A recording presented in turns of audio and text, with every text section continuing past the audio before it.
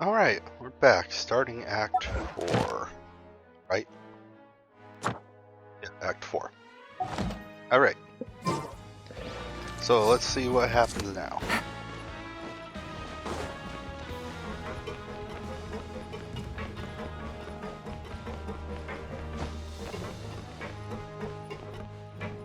All down on the lower floor, I guess.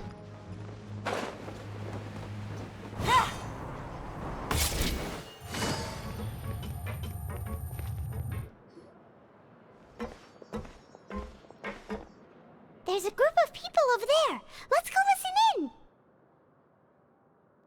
Okay. Oh.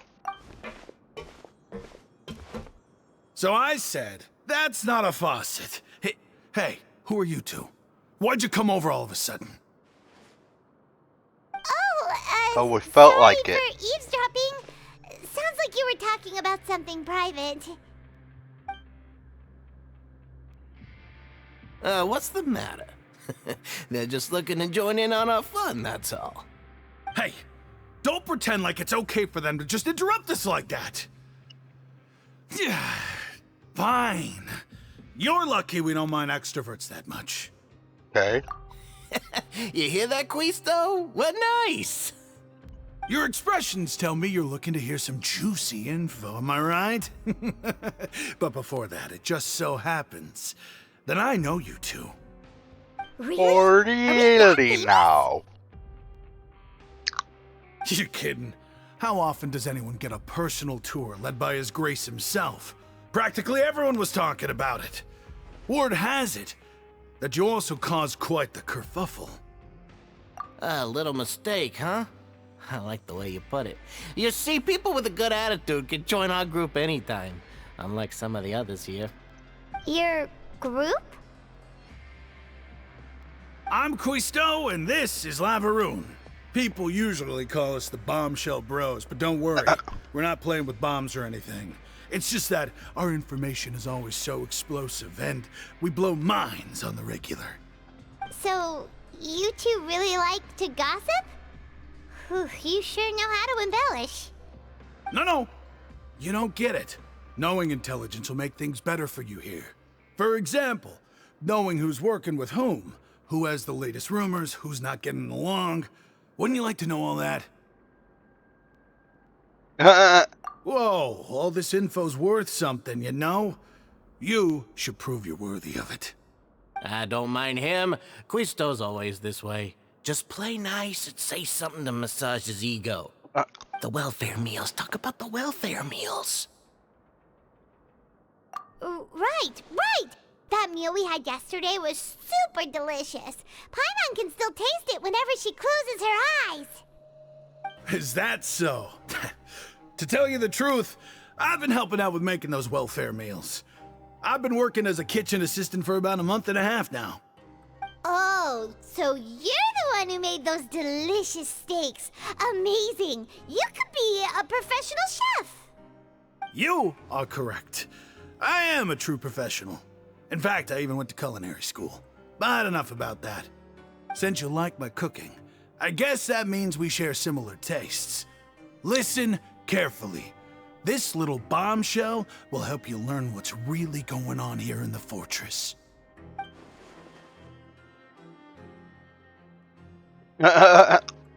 Listen, kids. The power structure within the fortress is quite complicated. The overworlders couldn't care less about us down here. We're basically dogs to them. You've already met the one person here you should never cross, the Duke, Risley. He knows more than you think. And if he doesn't care about something, then he often doesn't bother dealing with it. Those who have the Duke's attention get all kinds of special perks, even better treatment in the infirmary. I know who you mean. It's that Jurier character, right? I don't think there's anything useful about him at all. Why does he visit the infirmary practically every day? Is it normal for anyone to be going in and out of there so often? If you ask me, he's just faking it to get out of work. But did you know that Jurier was a talented researcher from the Fontaine Research Institute before he came here? There's no denying that.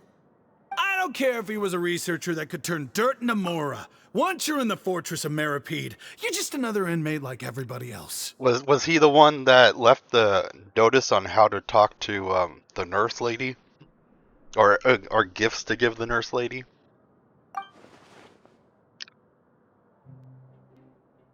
Speaking of which, the last time I saw him, he was passing by in the corridor with Lorvine. I also heard they started arguing in the library and got into a fight, right? Guess that's just how terrible of a guy he is. You mean he hit a woman? Wow, I never imagined he was that bad. But that Lorvine's also quite the odd one, you know? She's always gabbing away, got into a fight with a man, and she also got sent to the infirmary. Come to think of it, I always see her going to the sick bay every couple of days, too. Wait a second. You don't think? They're in a relationship? Do you think could it be that they're secretly meeting there to go on dates? But it's really hard to imagine. After all, I do remember seeing Lorvine beat Jiraiya to a pulp that one time. And we might be overthinking things.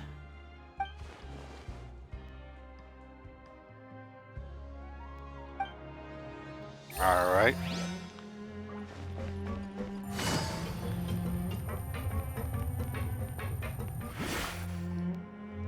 Ooh, damn. Look, there are some people talking over there. Let's listen in on the conversation.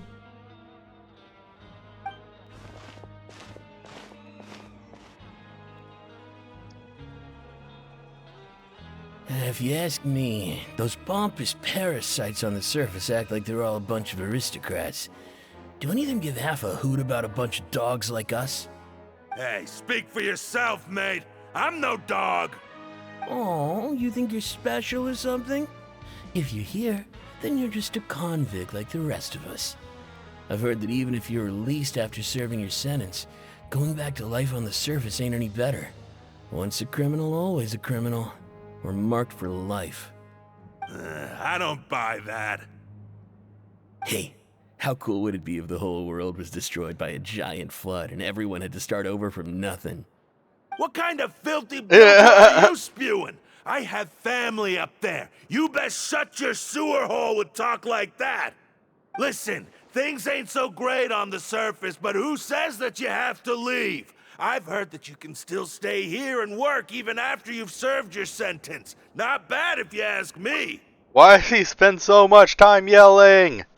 Who wants to live in the ruddy overworld anyway?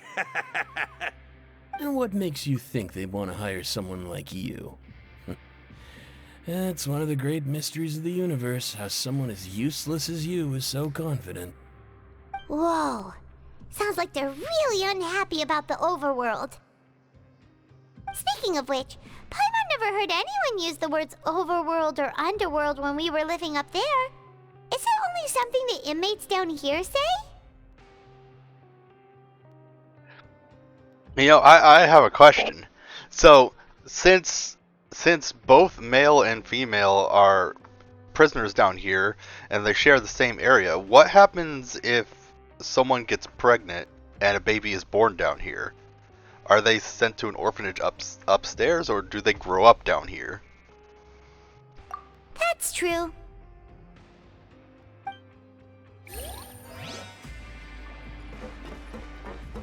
Like, seriously, what happens in that case?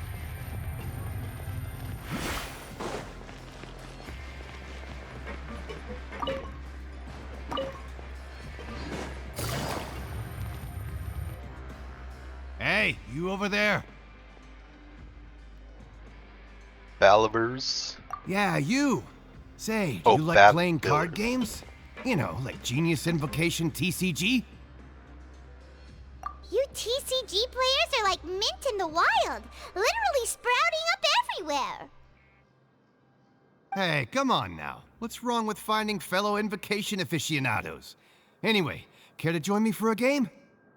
All right. No pressure. But why would you be looking for people to play Genius Invocation in a place like this? Don't people usually come here to fight? Whether you're throwing down cards or throwing punches, it's all a competition, isn't it? It's all the same in my eyes.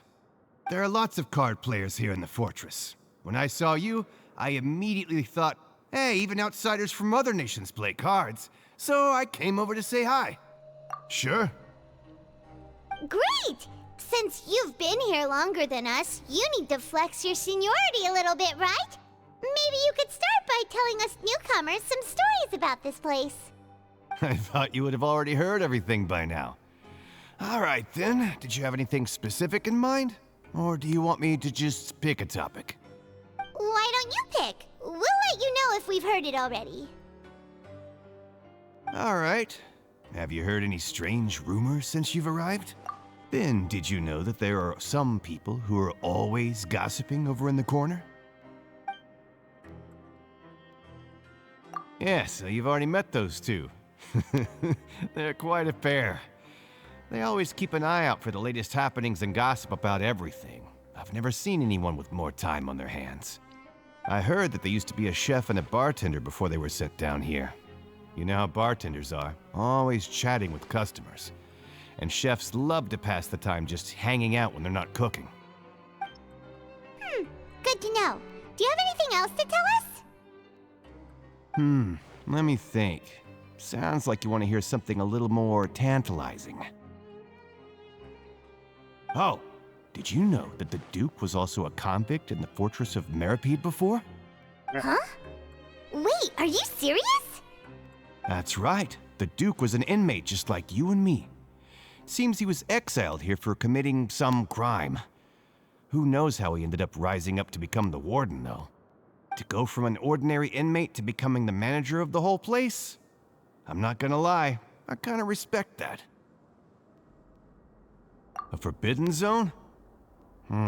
Sounds like something that someone just made up. I've never heard of that. Where did you hear about it? It's just a rumor we've been hearing, but no worries if you've never heard of it. Do you have anything else you can tell us? Anything else? Not that I can think of, but I'll be sure to tell you anything interesting I hear next time. You'll have to play a game of Genius Invocation with me first, though.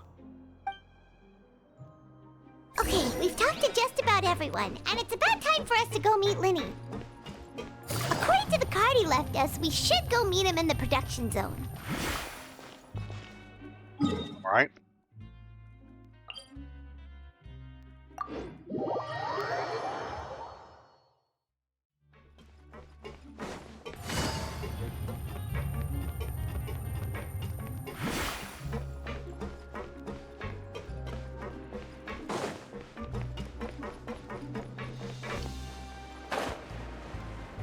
Oh, wait. I'm in the wrong area.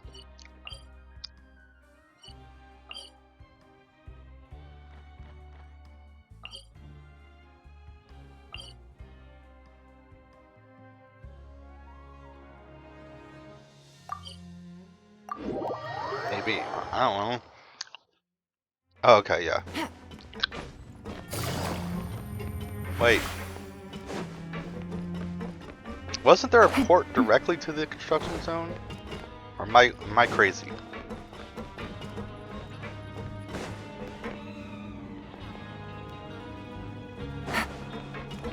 That goes up.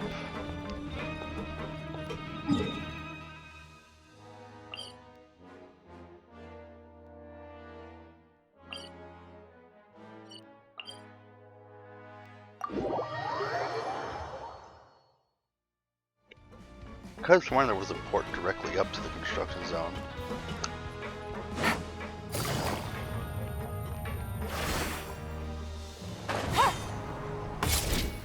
Take it easy.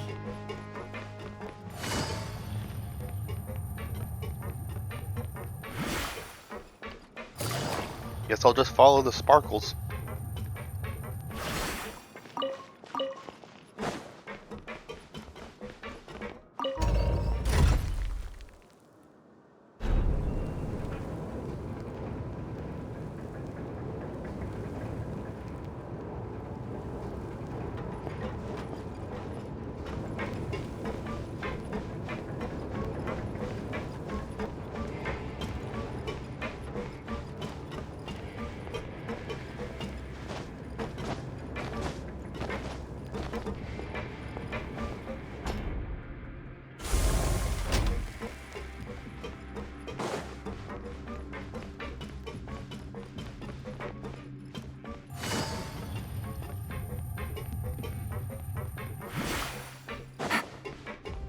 Wait, even further down?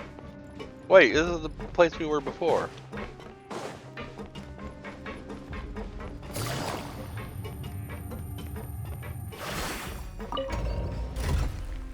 Starting to tick me off.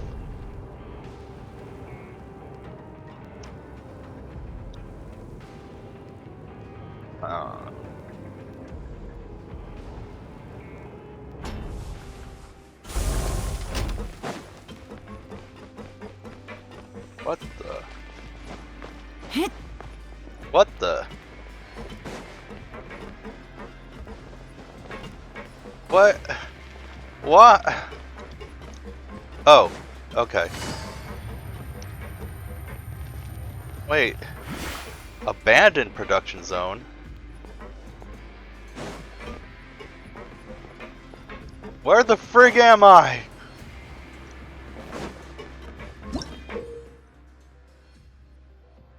What?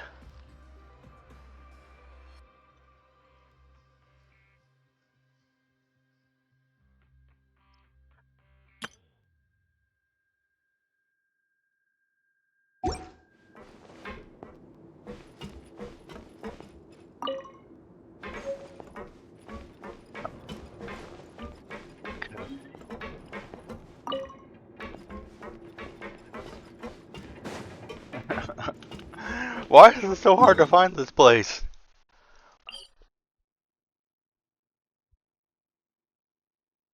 I could have sworn we've been there before. I had to have gone there before.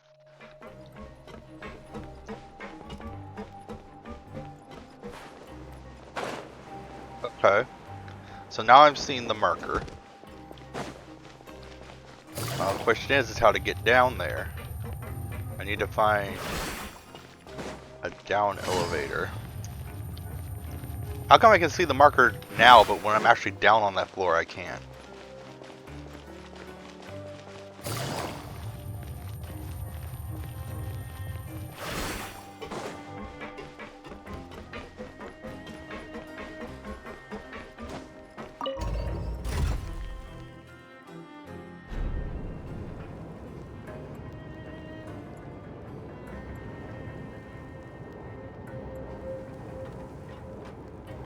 Navigating the world is a whole lot easier.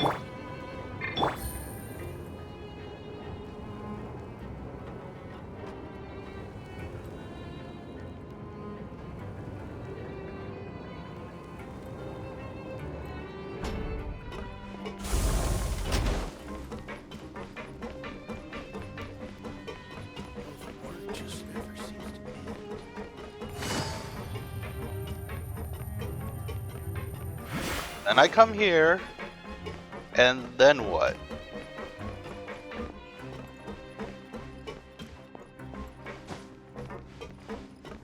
It says it's on a different floor.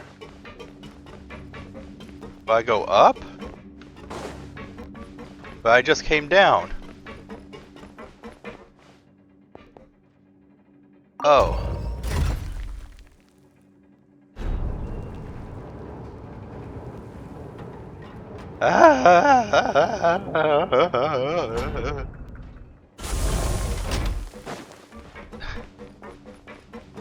What does it want from me? Oh, there it is. It's finally glowing instead of lined. Okay. It's driving me nuts. Huh?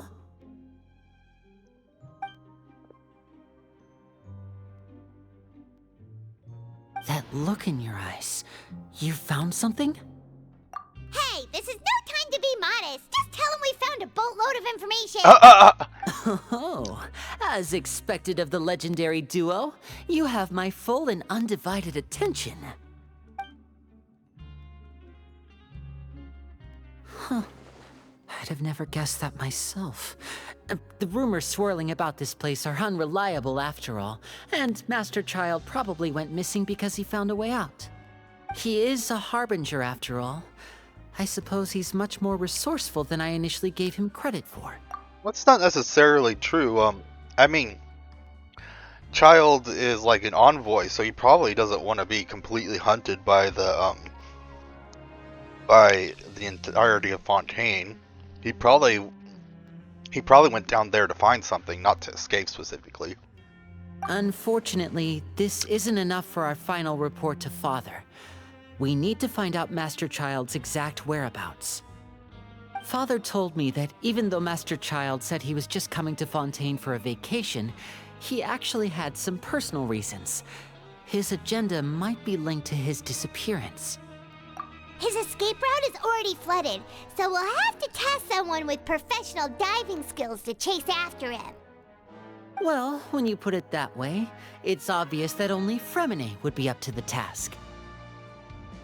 Bingo! Is he around? He's working today. Coming here as a group would have attracted too much attention. I'll talk to him about it later. It's the least I can do. We're all in this together, so it's only fair for us to fulfill our end of the bargain. Honestly, I'm far more impressed by you guys managing to collect all this information right under Risley's watchful eyes. I wonder what would happen when you finally meet the Teresa. Collecting information has always been our strong point. Now, let me think. To find out more information, Fremine will have to retrace Master Child's original route. And if he's to do that, he'll have to set out on the next pipe cleaning day at the earliest. That's 6 days from now. And after that, he'll probably take another 2 or 3 days to return. You can even estimate how long it'll take for him to get back? We've been working together for a long time. We know each other's capabilities like the backs of our hands. Traveler, what say you to meeting here 9 days from now? We'll be able to pick up Fremine while we're at it, too. Oh, and there's just one last thing we'd like your help with. Though we can just sit back and wait for Fremine's report on Master Child's whereabouts, we still need to make more progress on the investigation of the Forbidden Zone. Fremine's no master of disguise, Lynette's still working on getting intel from the other areas, and I'll need to spend some time helping Fremine prepare for his diving mission. So, you are the only ones we can count on. What do you want us to do? Will it be hard? Well, I won't call it easy per se, but I think you'll be able to pull it off. Listen carefully. You'll need to find an excuse to get into the infirmary and investigate the room and environs. You've mentioned several sketchy-looking people always meeting at the infirmary earlier, so it probably has something to do with the secret we're hoping to uncover. You've already met the head nurse, so she'll be less suspicious of you. Investigate the internal structure of the infirmary and any active dealings within, and pass those on to me alongside anything else you're able to discover. But also, there's no need to take risks. Don't forget, safety always comes first. My apologies, I just started rambling out of habit. It was almost as if I was talking to my younger brother. But that's not a bad thing, right? I think I'm at least 500 years older than you. All right, then we'll head At home least. as soon as we finish our prep. Let's go our separate ways for now, then. Don't forget, we meet here again in 9 days. Stay safe. Honestly, probably even more.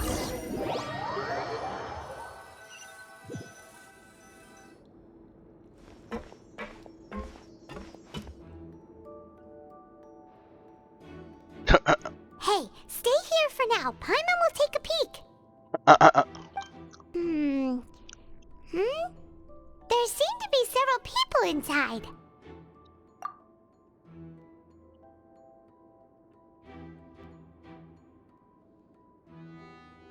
Right. I feel like it's not impossible. So... it's a bit hard to understand them from here. So, why don't we just try to talk to them in person? Let's go as soon as you're ready.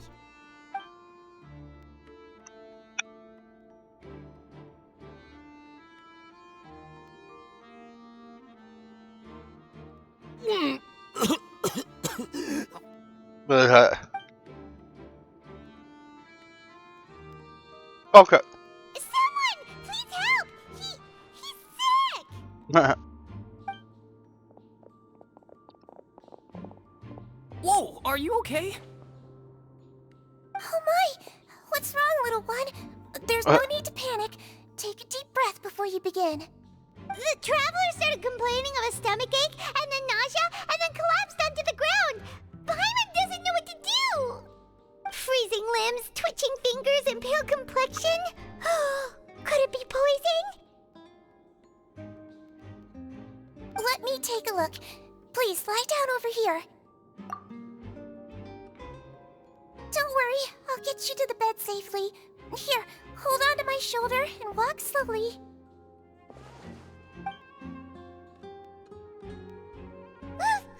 You can do it, Traveler!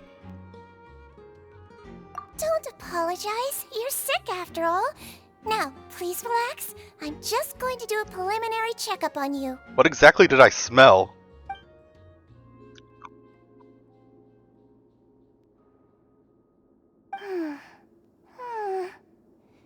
I see now. My checkup has confirmed that he's not in any mortal danger. That's our worst fear out of the way. Eh? Oh, that's good. But... I'll continue my diagnosis of the patient now. Please, relax and take a deep breath.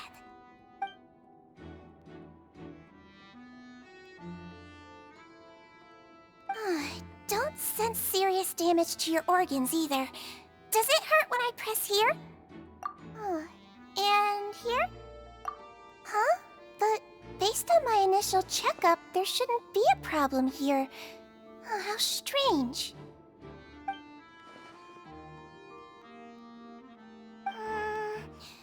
What about here? Does this hurt? Oh. I understand.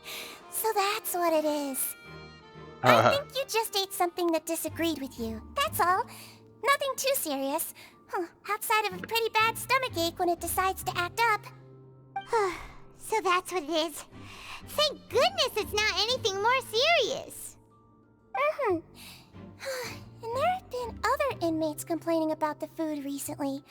I'll inform our head chef, Mr. Woolsey, of this problem as soon as possible. Congratulations! The health risk is incredibly low, so you should recover within a couple days. Why don't you take a rest here while I go get some medicine for you? Miss Levine, I'll have to trouble you to help me look after this new patient while I'm gone. Very well. And she hopped away just like that.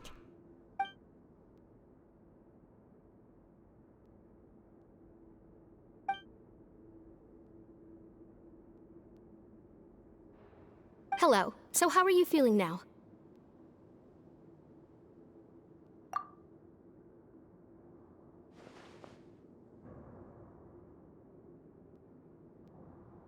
His stomach ache's really bad. He was stumbling about the whole way here, so Paimon's really worried.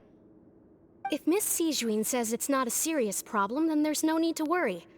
She's the best medic we've got down here. Isn't she the only one? But it also looks there like it is. she's the only medic you've got down here. Well, that's true. What do you mean, that's true? That's really misrepresenting the situation. Of course I can't speak for the whole fortress, but it's not like everyone imprisoned here is useless, you know? Though they may have committed crimes and gotten locked up here as a result, they still know a thing or two about medicine, and they help Miss Sishuin take care of the sick and injured. Yeah, you're right. But did you have to lecture me about it in front of another patient? Aren't you a patient too? Where did all your energy come from? That's correct. Sorry, I got a bit ahead of myself. Are you two also sick? I'm gonna grab some water real quick. My mind is thinking that, I don't know why it's going there, but since they're always together and things like that, it seems like, I wonder if she's pregnant. Because she seems fine.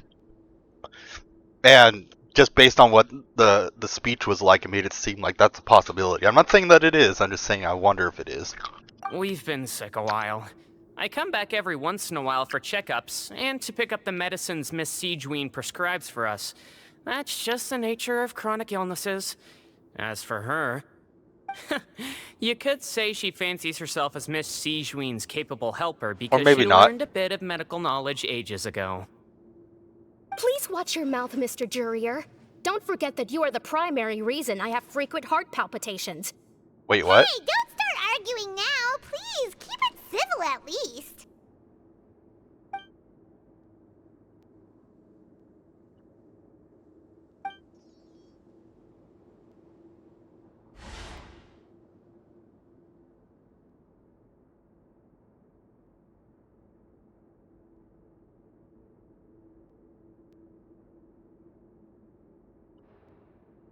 I guess I'm kind of only saying that because I kind of want to ship them. Hey,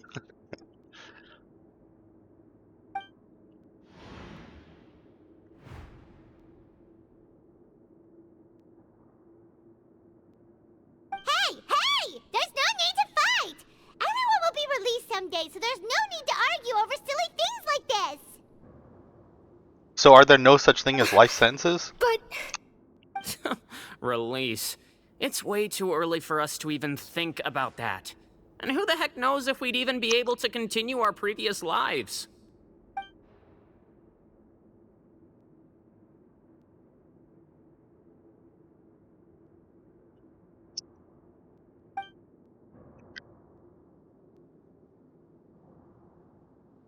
I'm guessing we're going to sneak in here during those 30 minutes the nurse isn't here.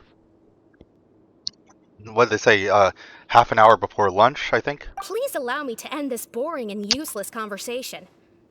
Oh, and Mr. Jurier, I don't want to see your face here again anytime soon. And same to you, Miss Lorvine. Anyway, that was more than enough rest for me, so I'm going to get out of this excessively noisy place. See you later, everyone. I ship him. He just slowly walked off like that?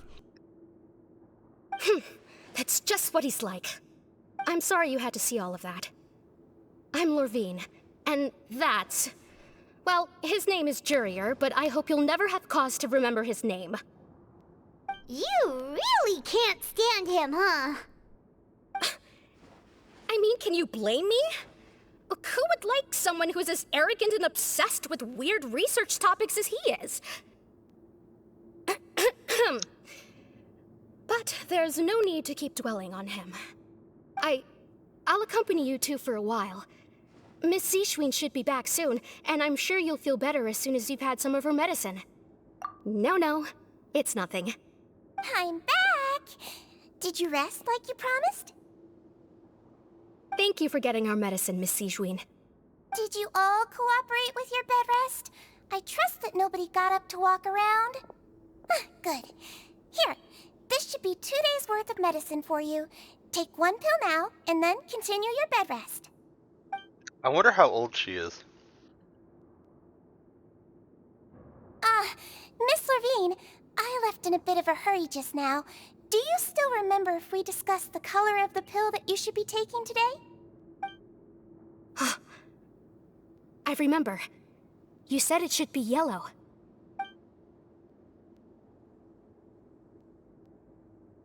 Yellow, huh? I understand. These are yours. Please, make sure to go to bed early after taking them tonight. I feel like You'll they're speaking in some benefit kind of from code. a good night's sleep. All right, then I'll also be on my way now. I hope you feel better soon, too. See ya! I bet I'm they're going speaking to in some fill kind out of your code. medical record now. You're widely known as the Traveler, right? I just want to double-check a few details, if that's all right with you. Those two made quite the commotion just now, so why don't we let the Traveler rest? Paimon can answer the questions instead. So his primary symptoms are abdominal pain with secondary symptoms of nausea. Is there anything else? That's it. All right then. Is there What about the anything cold we should know limbs? besides to take the meds?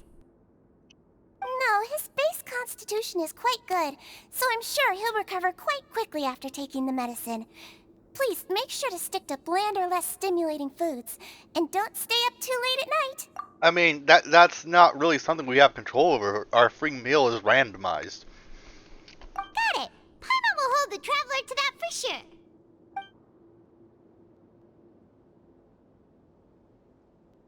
Oh, you're going to take a nap already?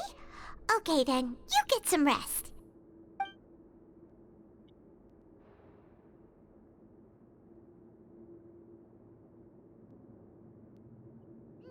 We've been to lots of places together.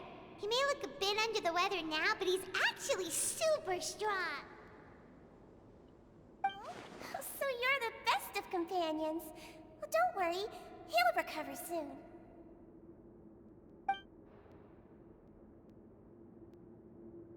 Ah, you're awake. Okay. How do you feel? You slept for a really long time, but we never left. Well, now you can go back without a worry in the world.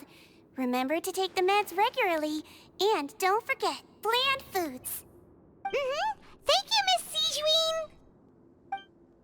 Once again, the meals are randomized, so...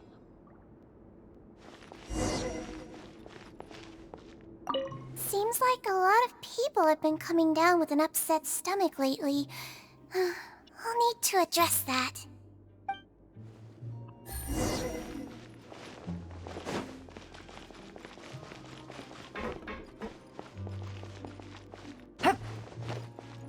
Take it easy. Let's see if I can teleport.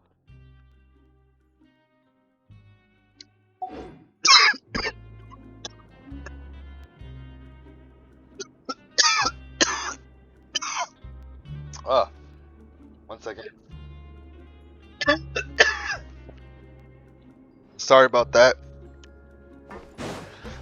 I'm sucking on a Jolly Rancher. Well, I got this pack of sugar-free Jolly Ranchers, and I was sucking on one, and some of the saliva went down the wrong pipe. Ugh. I hate that.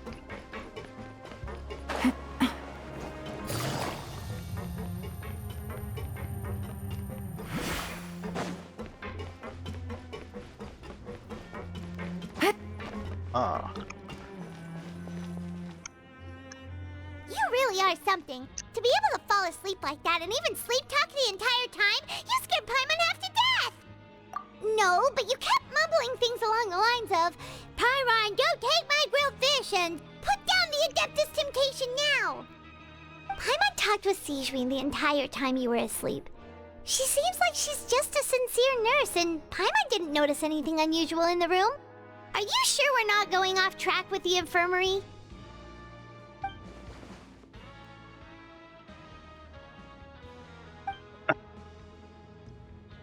Yeah.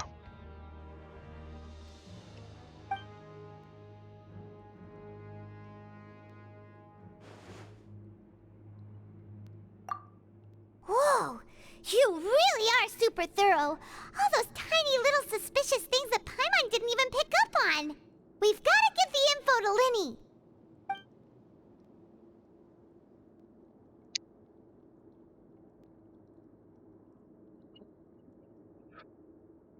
Okay. See, this time it's taking a long time for this to go away. Sometimes it goes away too fast, though.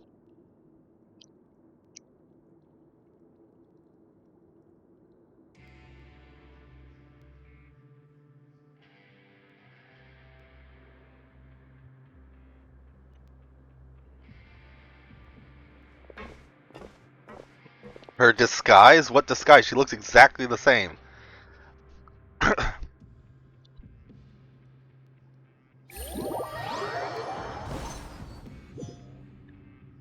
Today's the day. Let's go meet up with Linny.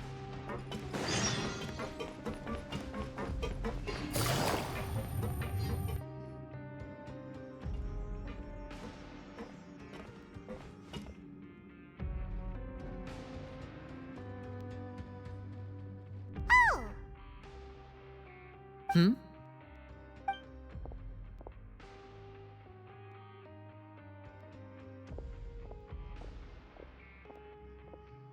Did you two run into any trouble over the past few days?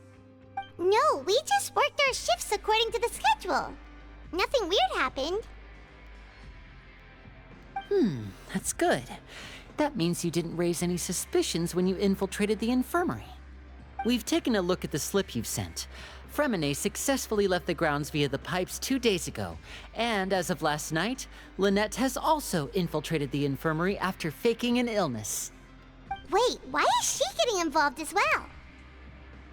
You already went above and beyond when you scoped out the infirmary. To put it more bluntly, even if we were to view that as something you did in exchange for Fremine's help, you've already done more than enough. Infiltrating a guarded stronghold is a different kind of job from a one-off investigation. We want to avoid using the same faces over and over and reduce the amount of suspicion that will fall on any given person. Lynette also felt like you have already taken the first step for us, so she should be the one to finish the job. So that's what Lynette thinks. Oh, Paimon hopes everything's going well for her. Then, let's go check on Lynette before Fremine returns. If everything went well, then she should be wrapping up her investigation right about now. Is now really a good time to go over?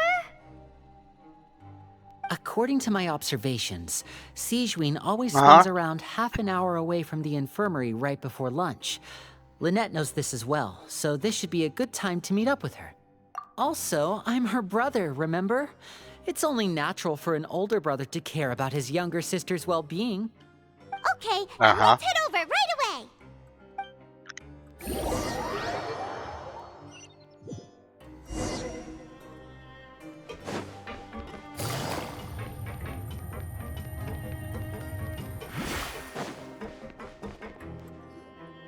Lynette should be here right now. Huh. Strange. Lynette? As expected, Sigewinne isn't here, but why isn't Lynette here? No, Lynette rarely deviates from the plan. We agreed that if she were to make changes on the fly, she'd find a way to let me know. Unless... Let's see if there are any clues around here. We can look while we wait for her. Who knows? Maybe she'll be back soon. Okay.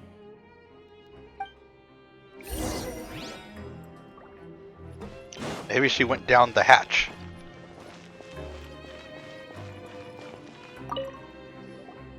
None of the beds have any signs of having been slept in. Except that one over there. Really? Because they all look That's exactly the one same. Lynette used, right? You said she was pretending to be sick. Mm-hmm. She would have said her migraine was having a particularly bad flare-up. Generally speaking, the head nurse would then ask her to lie down and rest, while she left to retrieve the medication. Which means, either the head nurse didn't return the entire time from when Lynette laid down up until she left the bed, or the nurse intentionally left it this way.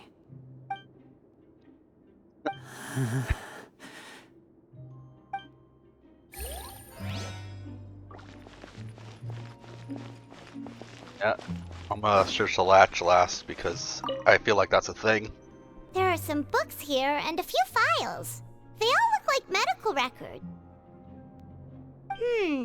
Advanced nursing, how to raise the spirit of your patients, a quick guide to the psychology of emotions, and the meaning of laughter.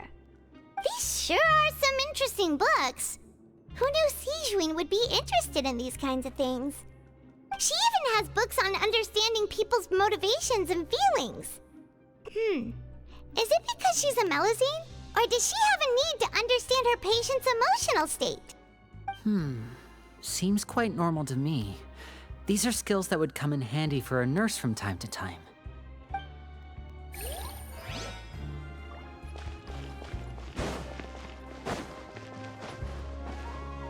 Oh yeah, I forgot I can climb here. Ah, this is it! We saw it before! Wait, this thing? It doesn't look like it's been disguised that well.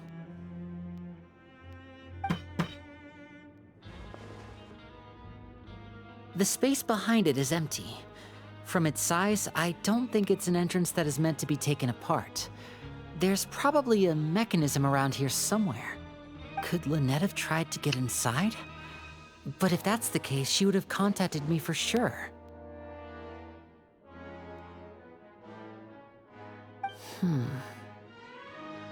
Let's look around here for some more clues.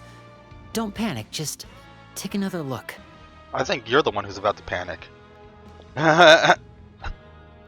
Yeah, there it is.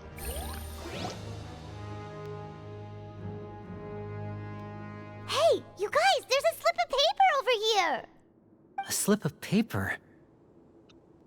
It's right over here, and there's a bunch written on it too.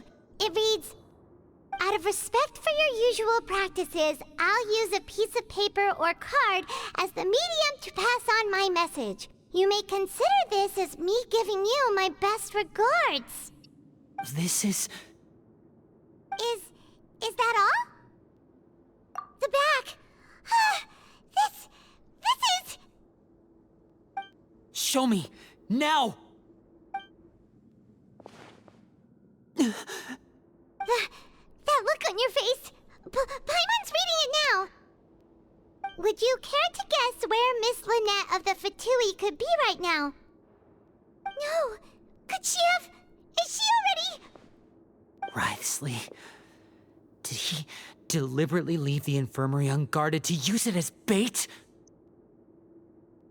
Wait, you mean he was aware of our goals from the very beginning? But why? We didn't run into any trouble last time, and he also never reached out to us since.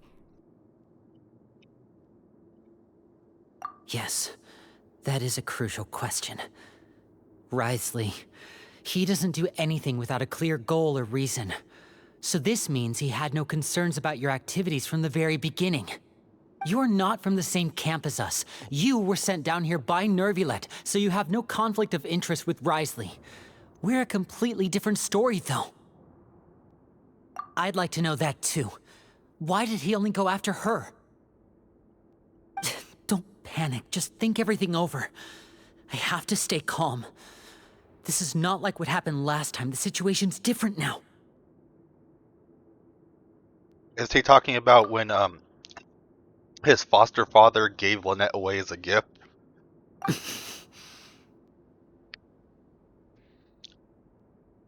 Wait, you're right. Wait, but that means... The fact that Fremine was able to leave the grounds, could Wriothesley have let him go as well? But what does he gain by letting Fremine leave like that? He deliberately made both of them disappear.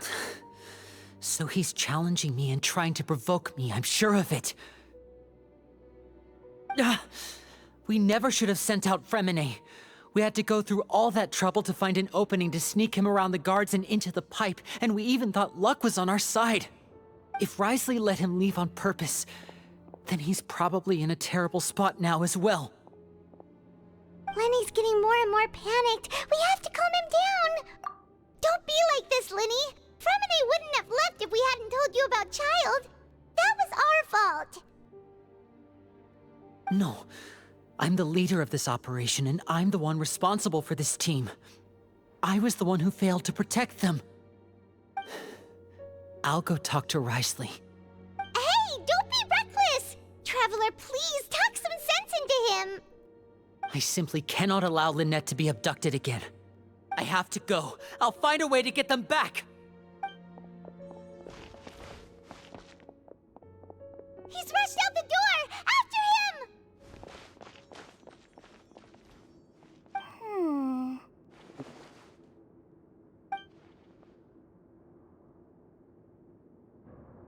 Right. I feel like we still have some room to make changes on these details. It's not impossible, but it'll require extensive testing. Is that so? Very well. Then please be mindful of the time. Huh? Is someone? Pack everything up. Whoever's outside is eavesdropping. They'll probably come in once we stop talking. Someone! Please help! He's sick!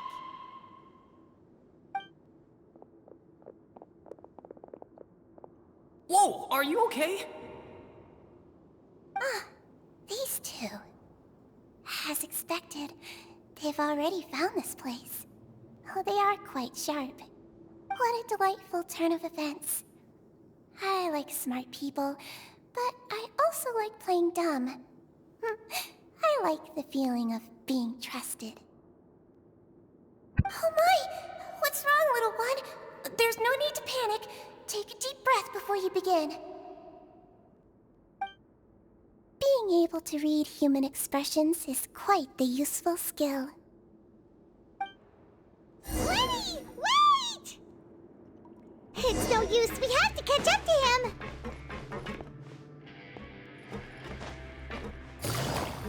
Ah, sneaky, sneaky. He's already out of sight. How is he so fast? Let's go head him off at Risley's office. Isn't...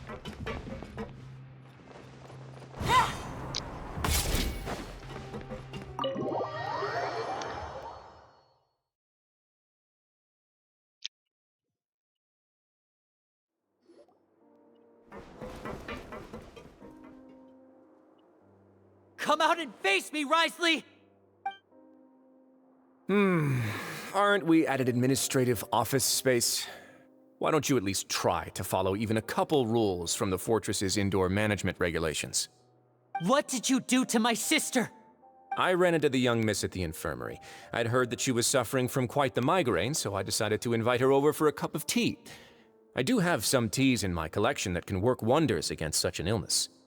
Stop joking around! Where did you take my siblings? I have also heard that your performances are quite the spectacle. Miss Lynette would sometimes enter a box filled with water, only to emerge the next second from another place altogether. Maybe she'll appear behind you right now if you were to turn your head. Is he trying to trick me into turning my head? No, he's probably not looking to attack me right now. All of the hostages are in his hands, and he's even in the mood for small talk. That means Lynette is probably still alive. You knew we were investigating the infirmary from the start, so you deliberately aroused the Traveler's suspicions and baited us into continuing our investigation, just so that you'd be able to kidnap Lynette. As for Fremine, no, you probably didn't even interfere with Child's escape. You let him go, so you could purge the Fatui members that we had planted into your ranks. There was no need to do so. The fortress of Meripede is a pretty pleasant place. Most people enjoy their lives here. The only ones who act differently are those with personal agendas. It was quite easy to identify your colleagues.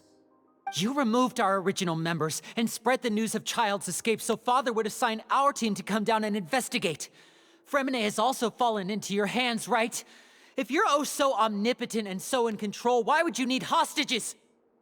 One correction. Lynette is in my hands right now, but Fremine is not. He's not. What do you really want? Lenny! Oh, wonderful. Everyone is here, so I'll only need to say this once. Thank you so much for cooperating with me. Eager and to the point, I see. Alas, only Miss Lynette is currently having a cup of the fortress's finest tea. Although, as per your original plan, Mr. Fremine should also have returned to the fortress by now. But he has neither shown up within my gates, nor has he been taken into any kind of custody. So where do you think he may be right now? Wait, you can't mean... You locked him outside in the sea? I closed the fortress's gate to the outside world. That's all. Fremine's a star diver, so he should be fine, right? No, we're still here, so he definitely tried to find a way to come back for us. So we can't assume he might have made a break for the surface. But why would I do this, you may be asking? To have an audience with you, of course. My intel tells me that Mr. Linney is a great magician, so it's only natural for me to want to have some cards of my own when it comes to negotiating. Besides, I do recall you mentioning to Miss Lynette that you've always wanted to have a face-to-face meeting with the Lord of the Fortress of Meripede, regardless of whether it was in a personal or a professional capacity. Well, you got your wish. So, you've been keeping tabs on us before we even set foot in the fortress. Some of my folks just happened to hear a thing or two, that's all. In any case, I will be straight with you. I was willing to play dumb and turn a blind eye, so we had a pleasant few days playing games together here. But once you started focusing on the Forbidden Zone, all of that changed. Mr. Linney, the cards are stacked against you right now. Miss Lynette is in my hands, and Mr. Fremenet is still slowly being pickled out there in the brine. You know just as well as I that he cannot last out there forever. You need do but one thing to guarantee their safety. I would like you to contact your superior, and ideally invite her over for a cup of tea with me.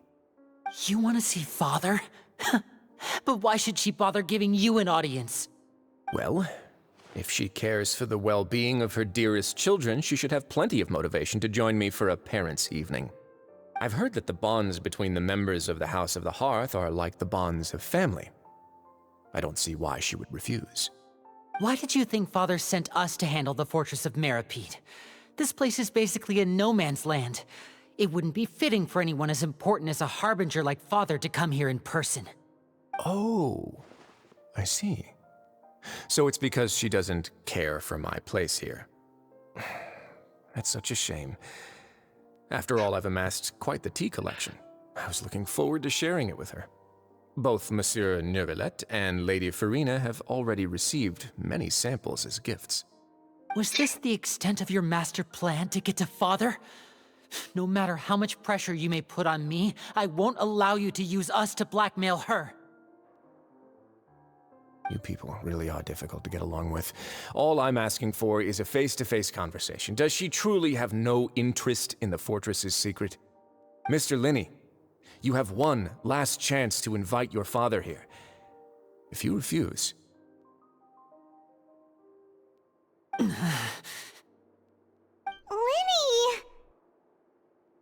Instead of asking why I'm doing this, why don't you try to see things from my perspective for a second? From the very beginning, the Fatui has been actively infiltrating my fortress. I gave you a warning by cutting off the first few operatives I found, but that only caused you to double down. Had you given up on the fortress then and there, I'd have no reason to want to talk. Mr. Fremenet left the fortress on his own, and Miss Lynette tried to pry out my secrets right in front of me. No matter how you look at it, the responsibility for this falls on you. I shouldn't ask Father to do anything because of us. 6, 5...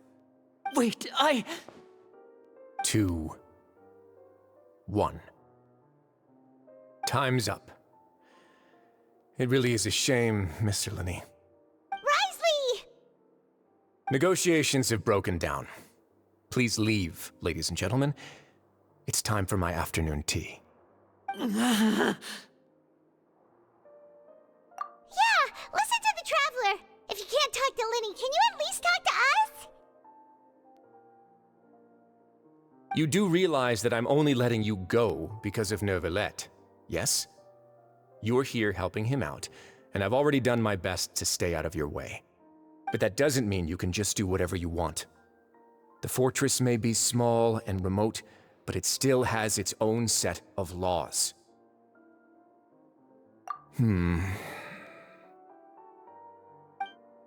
Then how about this?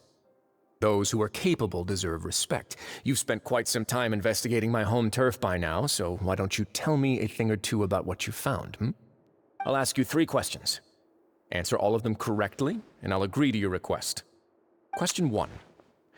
Regarding the hidden rules of the production zone, what is the truth behind the one about not being allowed to work for 3 days in a row?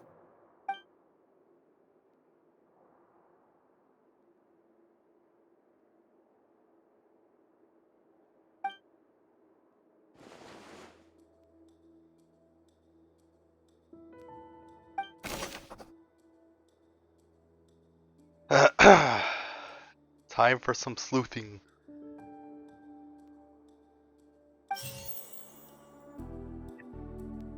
You'll see it if you keep working continuously. I've been told that the infirmary is always empty for the half hour. The Fanta promoter has been struggling because he doesn't recognize the real value of coupons. Meanwhile, we often see Miss... Fanta's internal report suggests that they're starting a new trial of an unnamed and unpackaged The research notes said that the Melazine race perceives the world very differently from humans.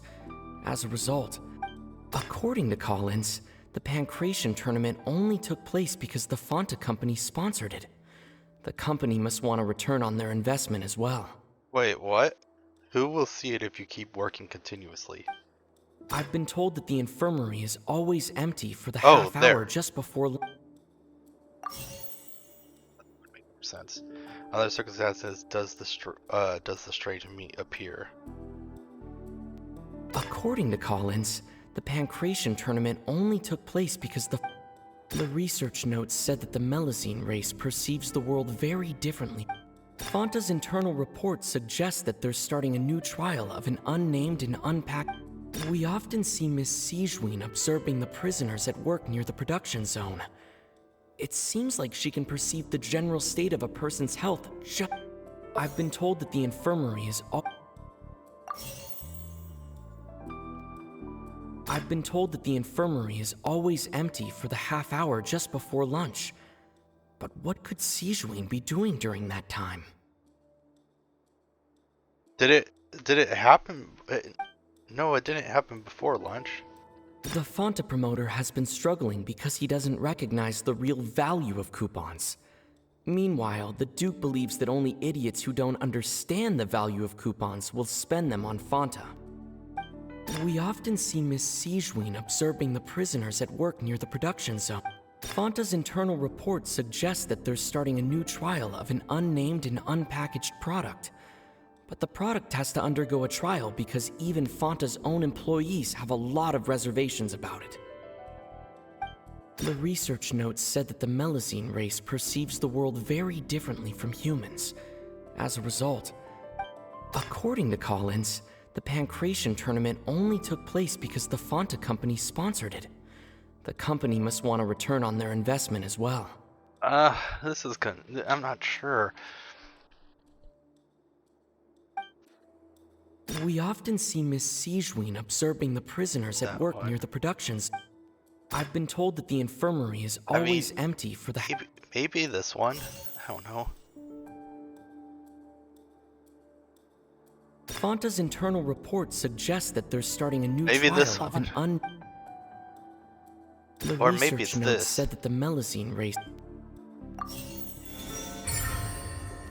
Oh, hey! I got it right! That one was a little bit more tricky than the other ones.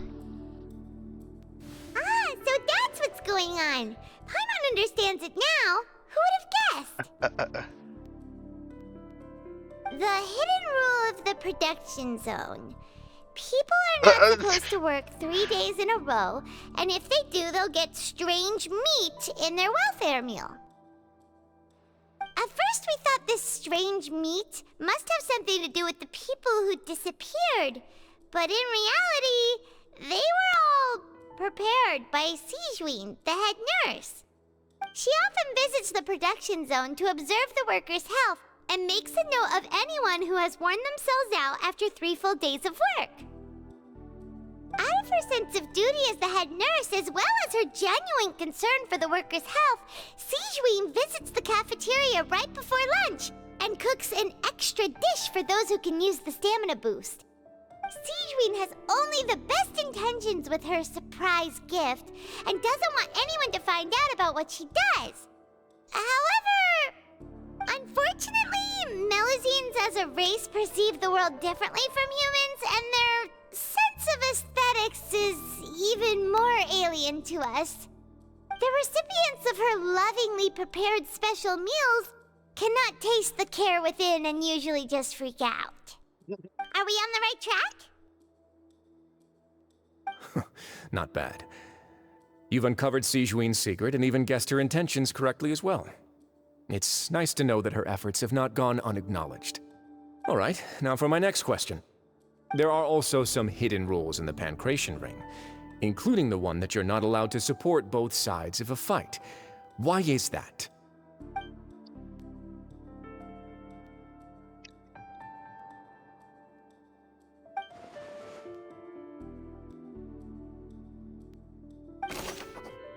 Yeah. Who sent the package containing the strange blood-colored fruit? The Fonta promoter has been struggling because he doesn't recognize the real value. Fonta's internal report suggests that they're starting a new trial of an unnamed and unpackaged product. But the product has to undergo a trial because even Fonta's own employees have a lot of reservations about it. Maybe.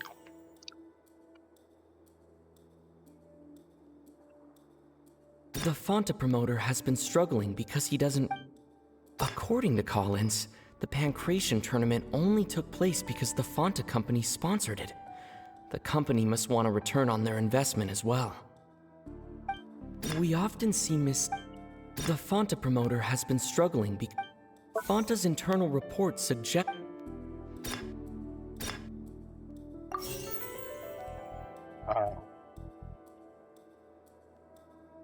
Fonta's internal report suggests that they're starting a...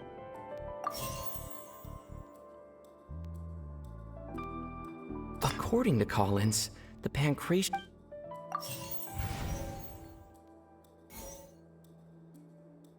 Oh, so maybe... According to Collins... The Fonta promoter has been struggling because he doesn't...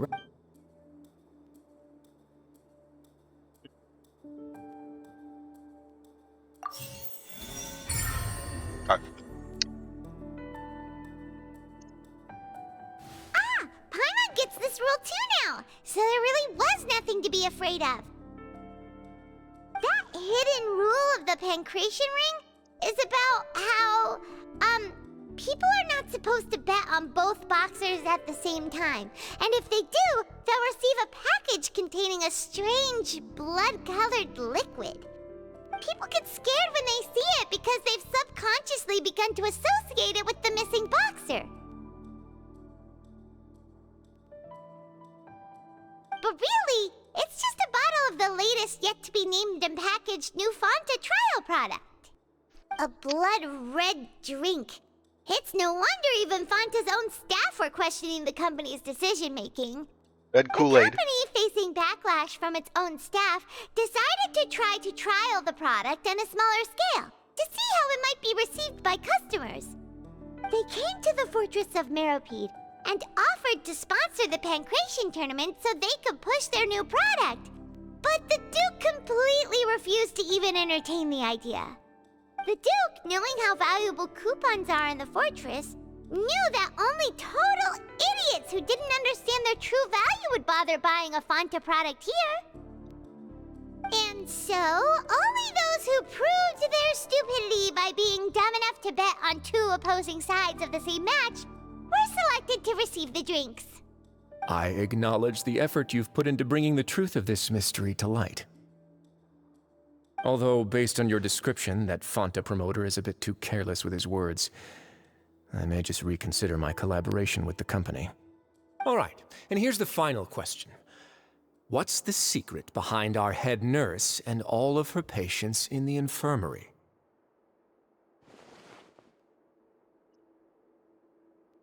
Stop your cruel and pointless games, Risley! You know that we haven't finished our investigation, so there's no way we can answer the last question. The thought of sparing Lynette and Fremine never even crossed your mind! You'll pay for this! Ah! Lenny, are you alright? That sleep dart? Oh, close one. I owe you, Sigewinne. That was a fantastic shot. Wait, It what? was nothing, Your Grace. Sigewinne? Though this gun may look like a toy, it's actually fully functional, as I just demonstrated. Sigewinne... You... Not at all. I am merely a resident of the fortress, and thus protecting it is my duty. When Monsieur Nervulette asked me to come here, he told me that my job would be to take care of the well-being of everyone here. I am merely discharging my duties. But if you mean what you just said, then isn't Linny someone you should be looking after as well? Isn't he a resident here just like the rest of us? But I really am just doing what Monsieur Nervulette told me to do. Everything I did, I've done to protect them. Had I not, they would be in far more dire straits right now. His Grace knows it too, right? Your Grace? Mind proving my innocence to them? My dear Sigewinne, whatever shall I do with you? Would it have killed you to just wait another minute or two? Well, it's nearly time after all. The way you do things can be truly frustrating sometimes, Your Grace. I figured I should try to talk some sense into you. What are you talking about? What time? Take me if you want. Let them go. How touching. Can you just give me one more minute? Don't be like that, Your Grace. All right, everyone, calm down. 2 more visitors will be arriving any time now. And I'll go get a cup of tea. Miss Sigewinne, I leave Miss Lynette in your care. You... What are you doing? I believe I hear footsteps. Reminate. Oh. Some space, please. Never mind. Ah, Miss Clarande. Oh, wait. Yes. The door. Fremine. Fremine. What's going on? What is Clarande doing here? Work. Okay. Sorry about shooting you, Mr. Linney. The tranquilizing effect will begin to wear off soon. Please take it easy in the meantime, though. What happened to Fremine? Wasn't he diving just outside of the fortress? Why is he looking like this?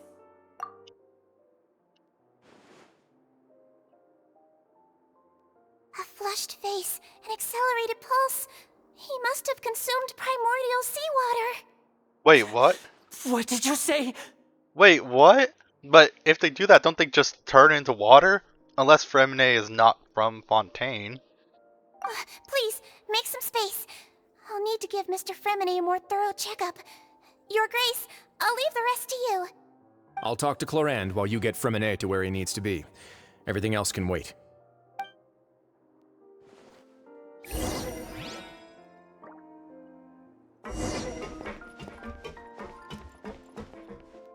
Wait, what? What's that look on your face? I thought I made good time on the way back. Oh, I'm just admiring your punctuality. Had you arrived just a few minutes later, Sigewinne may have been forced to shoot Mr. Linney again. How's the situation out there? The water has changed. It's pretty much as expected. The concentration of primordial seawater has increased significantly. I was only out there a short time, so it wasn't too bad. But if one were to stay for any significant amount of time... Well, you can see how that boy's doing. Where was he when you found him? Maybe the seawater was diluted with normal seawater, and maybe that's why he didn't just flat turn into water. The abandoned zone at the end of the pipes. A good distance into the water. Closer than I thought. He must have recognized it early on and tried desperately to swim back. Locking the door was necessary. I don't think we could have saved 2. Well, I did try to convince him that I had my reasons. Never seems to work, though. It would probably work on Neuvillette. He has a knack for picking out who had good intentions, even when the outcomes were all terrible. It's a bad sign if you're having to plead your case to Neuvillette. Want some tea? What's with you and the tea? Not particularly. If you want to drink some that badly, just say so. Fine, I'd like to get some tea. Want me to get you a cup too, since I've already made it? Might as well then, I suppose. Actually, do you have a towel? I would like to dry my hair.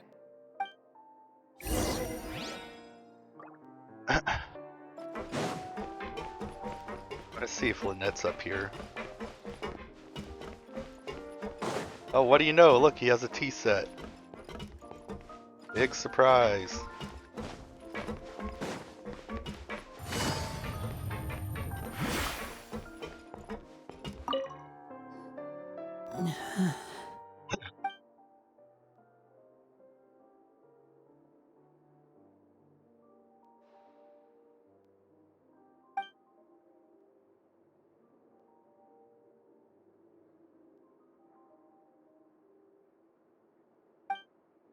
How is he? These symptoms are probably caused by an acute ingestion of a large amount of primordial seawater. Still, his condition is not critical. Of course, it would be best if he stayed for further observation. Let's leave him here for now, and move him to the infirmary once he's recovered a bit more. Sorry. I am aware that the infirmary may not be your favorite place in the world at the moment. We do only have a single clinic in the fortress, however. That's weird. An entire large prison that's filled with many people who are allowed to freely move around, allowed to carry weapons, allowed to use their powers, aka visions, and they even have a fighting arena where people are constantly going to be getting injured, and they only have one infirmary with 3 beds. And yet every time we go there, the beds are empty. Why would he ingest a large amount of primordial seawater after leaving the fortress? How could that possibly happen? Please, look after Mr. Fremine for the moment. I'll go fetch some medicine and a respirator. Oh, I'll bring Miss Lynette back with me. Where is she? How is she right now? Oh, she just took a nap in an empty room after I tranquilized her. If my calculations are correct, she should also be waking up right around now. You might not believe me, but His Grace and I actually made some snacks and tea for her.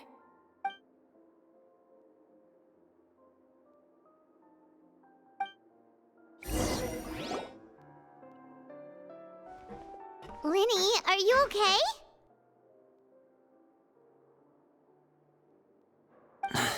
I'll be fine. They're all here now. Don't worry about me. Are you sure? You don't look alright. My hands and feet are still a bit weak, but that's probably just the residual effects of the tranquilizer shot. I'm back, everyone. Lenny! Oh, Traveler, Paimon, you're here too. Fremine? Is he... He'll be fine. But for now, please help me lift him up.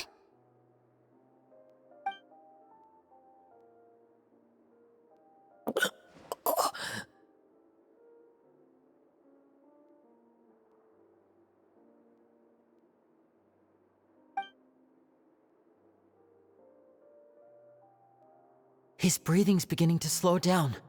Give me a hand and help me get him to the infirmary. Yeah, I'll take him from this side. Lynette, together? On it. Traveler, you seem pretty worried about him. Want to come with us? The Duke and Clarande are gone. Getting tea. They probably went to get some tea. Yep. The Duke will explain the truth in just a bit. Miss Clarande will need a break, since she only just returned from rescuing Fremine out of the sea.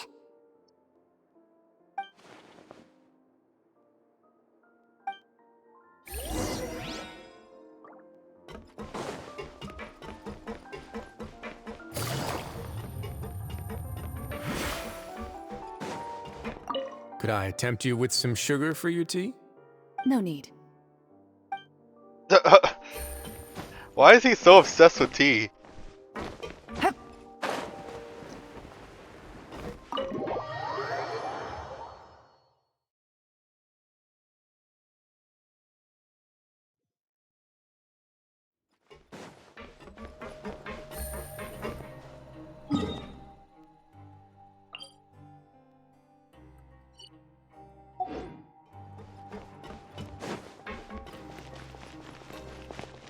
Looks like I do have to go up a floor.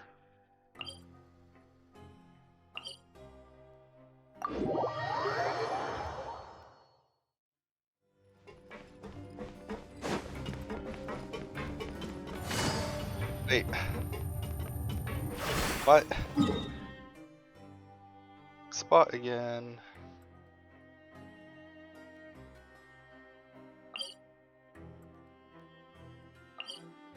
I guess.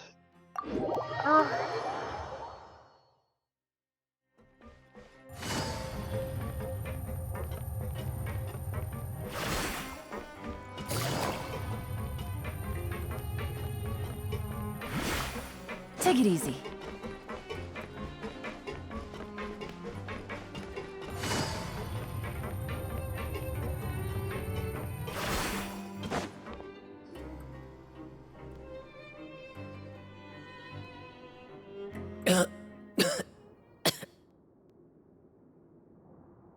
He's awake. Fremine, how do you feel?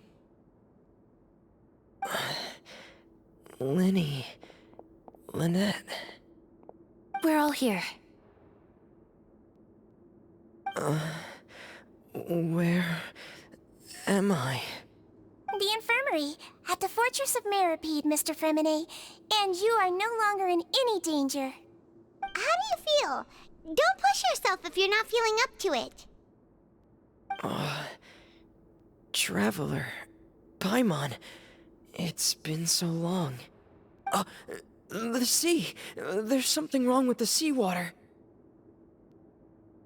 Shh, it's okay. We can talk about it after you've recovered.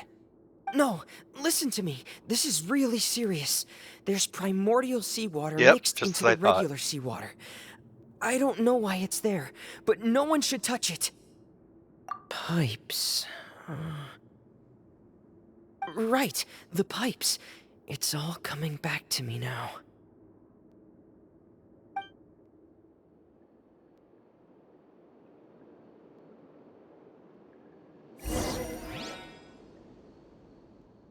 Okay. And what? Do I get to play as Fremine? I'm in. Seems like this pipe hasn't been used in a long time. It looks abandoned. It just gonna be one big cutscene, or can I actually take control of him? Where could Master Child be?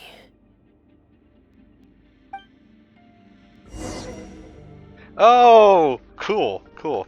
I actually never got the chance to try Fremine. Like, I haven't gotten him on any of my characters, and I don't remember doing the trial.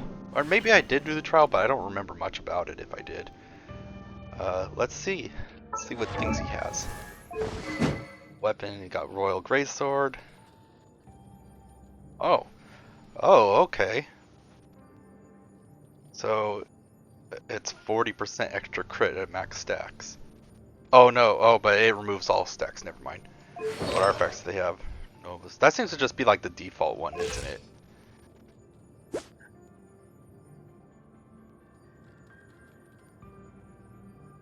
What's the point of giving him elemental mastery here if you don't have anyone else on your team?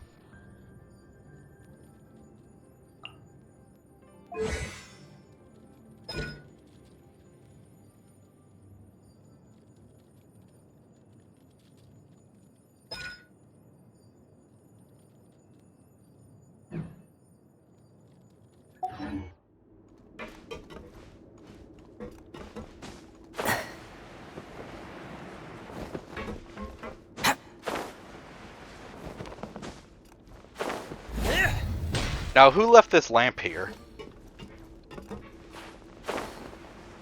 They couldn't have been here that long ago because it's still lit. Unless it's like an ever lit lamp.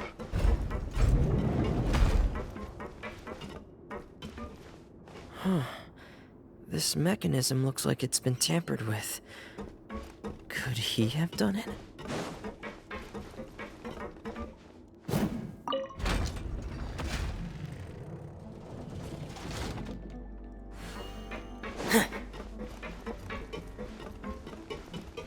There gotta be something to rotate it, right?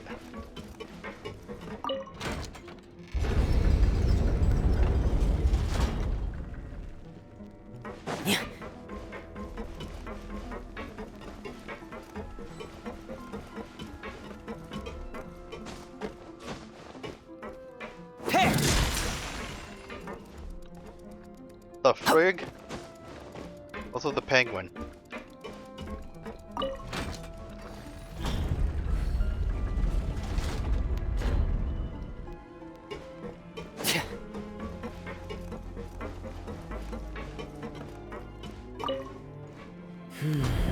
It's getting stuck on something.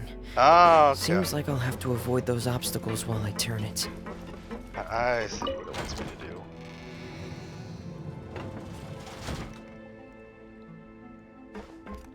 Yeah.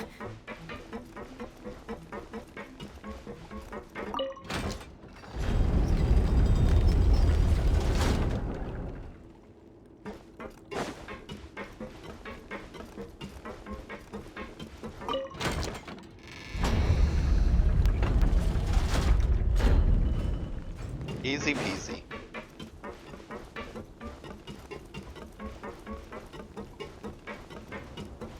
Whee!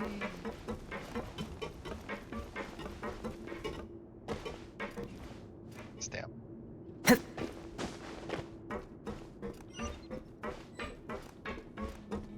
Where's this door it's talking about? Door of resurrection or whatever. Is there no treasures here? Since I'm not playing as Yeah, see, who left all this here?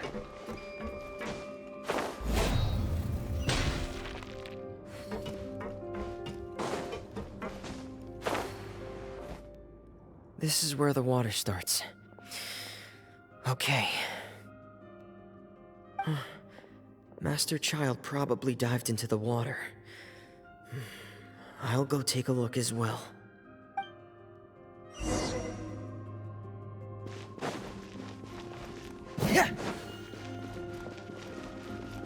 Nothing, okay, nothing. I'm not sure if there will be anything, considering that, doesn't he have a diving helmet? Why doesn't he use that? I'm pretty sure there's not going to be anything, considering that we're playing a trial character, not our actual character. But you never know, there could be. The vegetation here is a bit more sparse. These traces aren't natural. A person must have left them, and recently. I should be going in the right direction.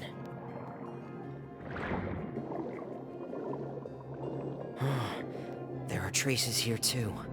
I need to keep going. Huh?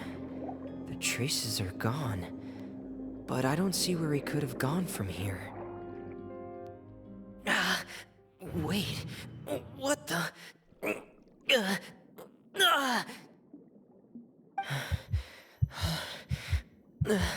My heart is racing, and it's getting harder and harder to breathe. What's going on?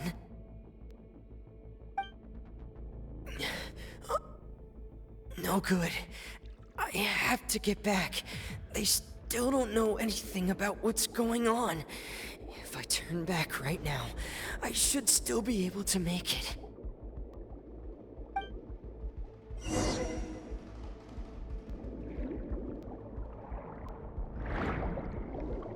Ah.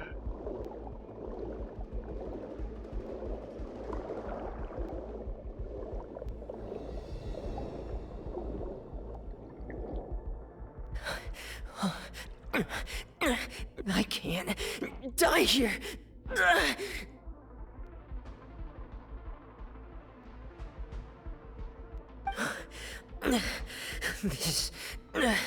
This is bad. I'm feeling worse and worse, and I'm still underwater.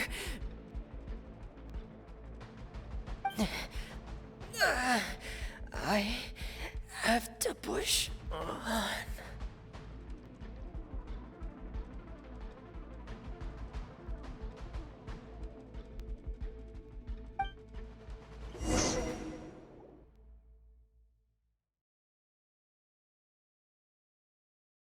I mean, that's gotta be really scary, honestly.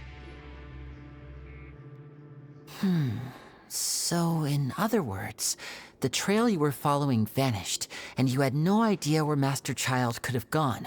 But there was also no obvious place for him to have disappeared to. Could he have turned into water? That's right.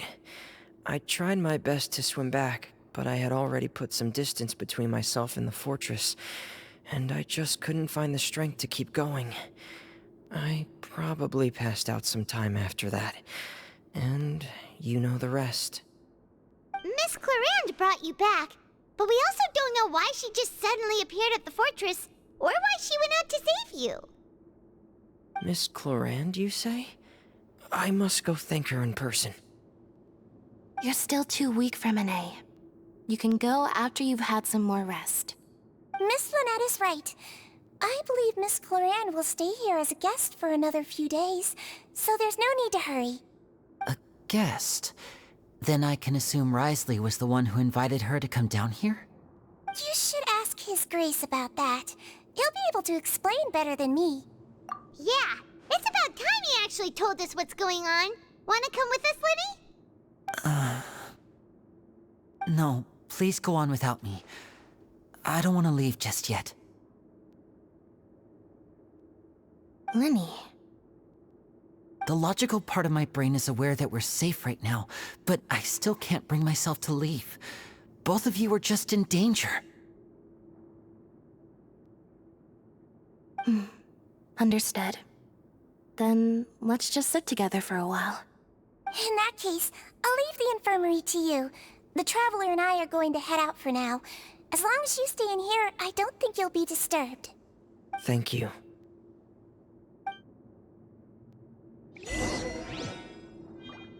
La Dodge.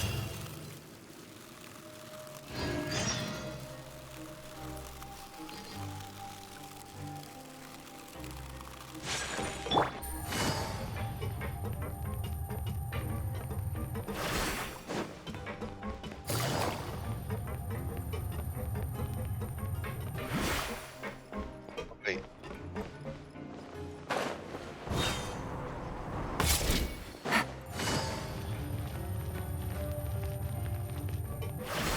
I gotta tell you, having Yalan's double dash really helps getting around.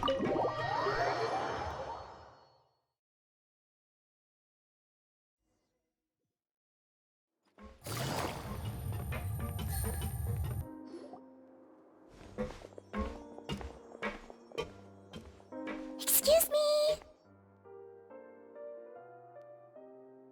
I take it Mr. Fremenet's condition has stabilized?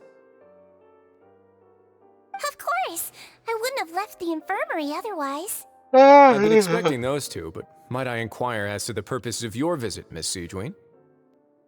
I wanted to check up on Miss Clarande. How are you feeling? Mostly fine, I think. If you don't mind, I'd like to perform another quick physical exam. It'll just take a few minutes. All right. Thank you for looking out for me. I'll take my leave for now, then. Well, want to explain yourself, Risley? Of course, but I'm not partial to the word choice of explain. How about enlighten? Where should I begin? How about you start by asking me any questions you have? You can start with whichever one you'd like to get answered the most. Then Paimon will begin. Did you know about Lenny's goals from the very beginning? No. I just knew they were Fatui operatives sent to the fortress by the Knave.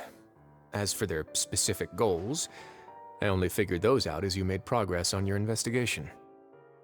You managed to monitor and stay ahead of them even though you didn't know what they were trying to do? They came here with ulterior motives. I'm quite adept at discerning what that kind of behavior signals. Initially, I thought their goal was just to investigate Child's disappearance. Linny suggested that I had deliberately let him escape, but in truth, I didn't really do anything special to help or hinder him while he was here. Everything he did, from finding helpers to leaving this place, he did on his own.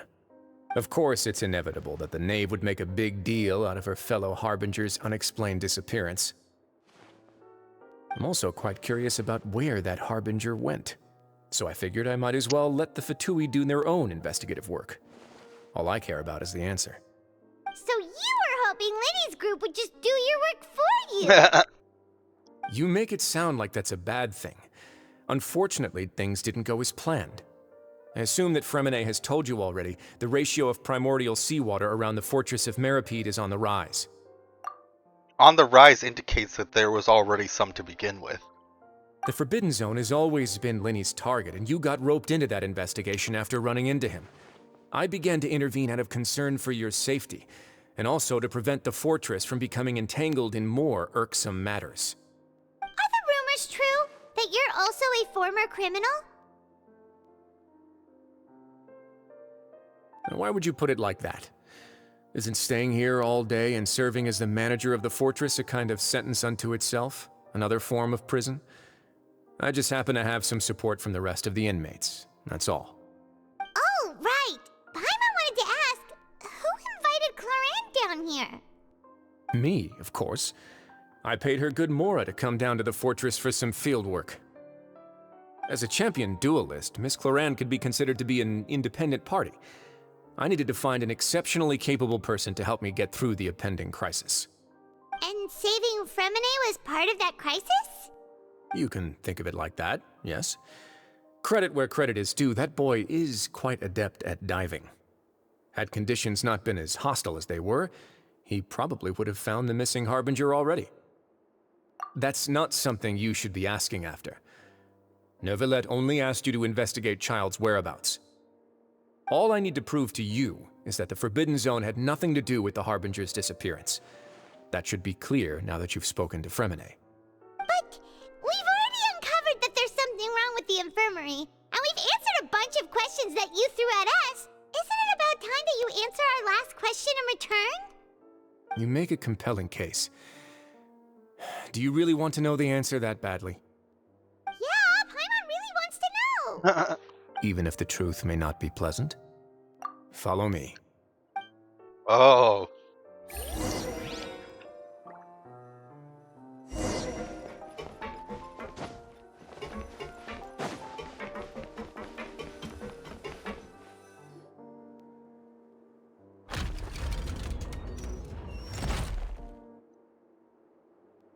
There's a hidden door here? And a whole basement behind it? Huh. You're pretty good at hiding stuff, Risley. It seems you've forgotten just what kind of place the Fortress of Meripede is. Let me guess. Down here is some kind of prison.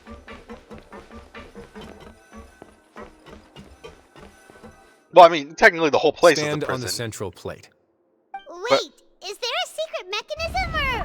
Whoa! I'm guessing that the secret that we're gonna find out is some, like, really powerful prisoner or something. Or a monster. Or it could be the Primordial Sea entrance or something. So, this is the Forbidden Zone? Honestly, for a place so well hidden, Paimon sure doesn't see anything special. Is it snowing? What a huge door! There are 3 such isolation gates in total. Generally speaking, I'm the only one who's allowed to go inside. Hence the name Forbidden Zone. Am I correct to assume you're going to run on back and tell your little Fatui friends everything? Well, Paimon wasn't thinking of keeping anything from them.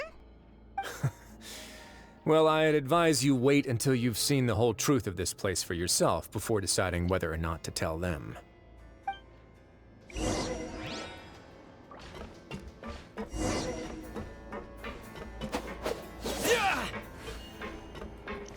You know, I really should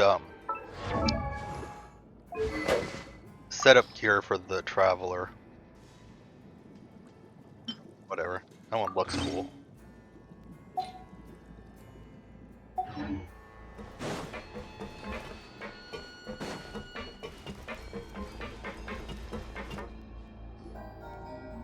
Huh. So there's a switch on the side. Stand back.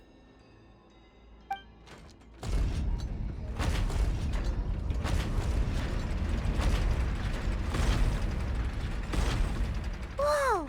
They all just went up one by one! Go on, have a look. I wonder what Risley's crime was.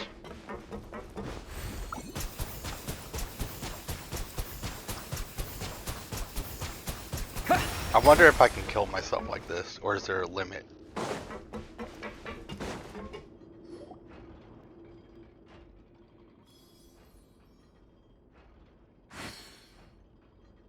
I've been interested in what lies beyond that gate ever since I assumed leadership of the Fortress of Meripede. Of course, it would be unwise to recklessly open it, but it'd also be risky and negligent to simply ignore any potential danger that could be behind it. The readings on that dashboard have not budged since the day when I first laid eyes on this place. But over the past year, the needle has crept upwards from its original position, likely because some parameter it's been tracking has changed, if only infinitesimally. Normally, I would have ignored it, but I happened to have some free time when I noticed it, so I investigated. Any guesses what the reading could be tracking? Very reasonable guesses. I've considered both of those as well. Unfortunately, our dashboard is tracking something less ordinary. Primordial water? The temperature should vary with weather and climate changes, so for something that rarely shifts, the water pressure is more likely. We ran a few tests to increase the pressure from the outside, but the readings didn't change at all. Later on, a few more possibilities occurred to me, such as a potential connection with the primordial sea. I began to make a few preparations based on that hypothesis. Over the past few days, the needle has moved again. With that, and the symptoms that Fremine displayed after leaving the fortress, I can now confidently conclude that the readings represent the concentration of primordial seawater in the seawater nearby. The concentration of primordial seawater? But we're already under the sea! And that is precisely the problem. We're at the bottom of the sea, and now we're surrounded by toxic seawater. Somehow, primordial seawater got mixed in, and the concentration is steadily rising. Yes, that's very likely. But forget about the two of us. Not even Novelette knows where the primordial sea could be, much less where we could find and plug a leak. Oh. Oh! Seems like you've figured it out. I believe the primordial sea lies directly beneath this sluice gate. For some reason, the primordial seawater levels have risen significantly, and it's now very close to us. The indicators are now red. Although the gate still stands, some primordial seawater has already leaked out and mixed into the sea around us. If this continues, soon it will no longer be able to hold back the primordial sea at all. Yeah, you know what the legends say. If this place falls, then everyone in Fontaine will be turned into puddles in the span of a night. But that's just too weird! Why would the Fortress of Meripede be built right above a sluice gate for the primordial sea? Who built this place anyway? Your expression tells me you think this might be part of a vast, complicated conspiracy. To be honest, you might find the actual answer may be exceedingly boring. It's just that the secret of the Forbidden Zone had been long forgotten by the nation before I rediscovered it with my research. There's no single founder of the Fortress of Meripede in any traditional sense. What we know about its history has been left to us by the people who used to live here. When the previous Hydro Archon Egeria ruled the land, all convicted criminals from Fontaine were exiled. The people drove the criminals away like a wolf pack chasing away the banished. The criminals received no sympathy of any kind from the people. They were exiled to the desolate seaside, where they experienced only pain, struggle, and the bone-chilling cold.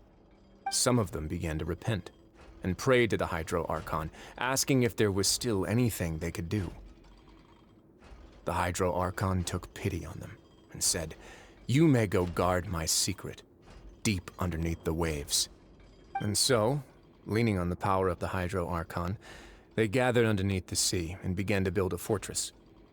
They became a community down there in the deeps, and over the years helped it to grow. As the number of exiles increased, more and more people joined the community. When the first group of exiles died, they left the yet unfinished fortress to their successors. The Hydro Archon continued to lend her support, allowing the fortress and what it stood for to continue growing ever larger.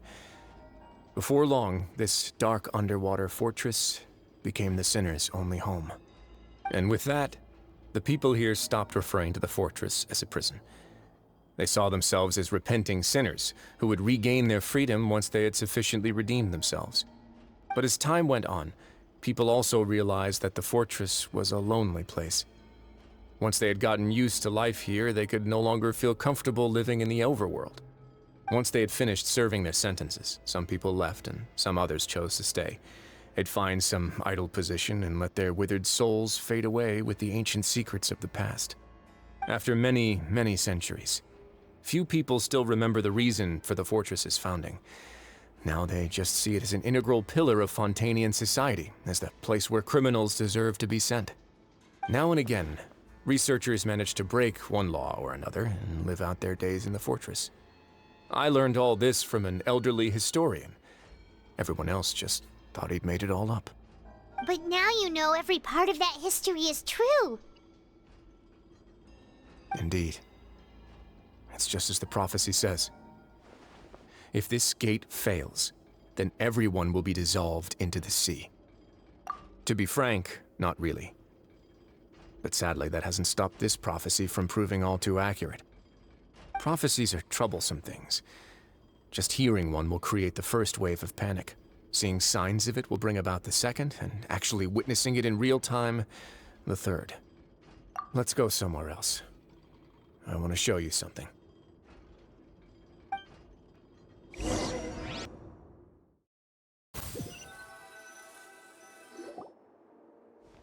This is it.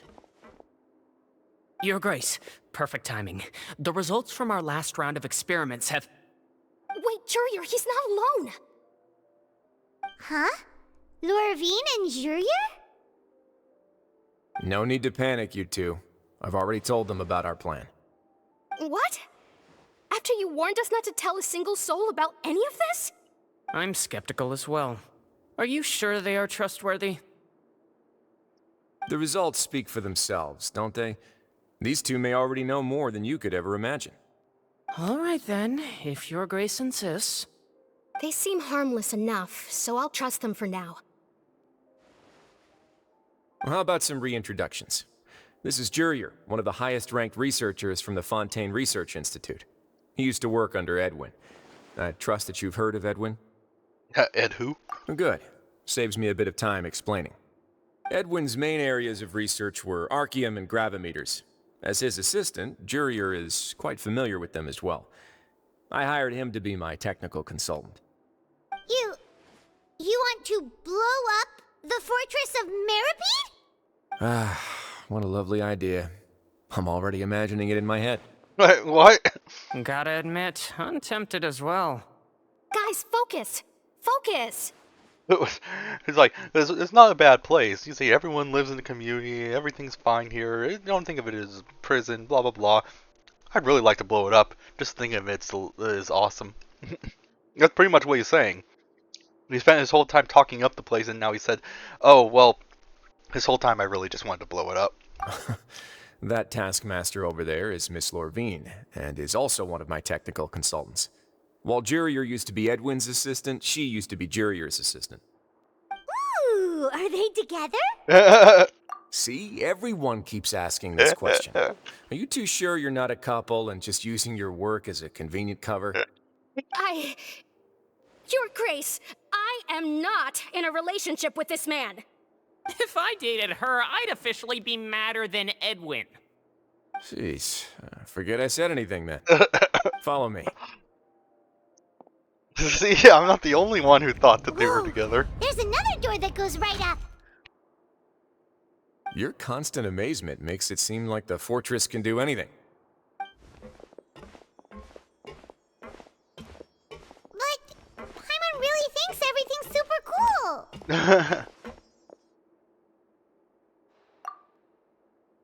Well, let's spice it up a bit. And here you go.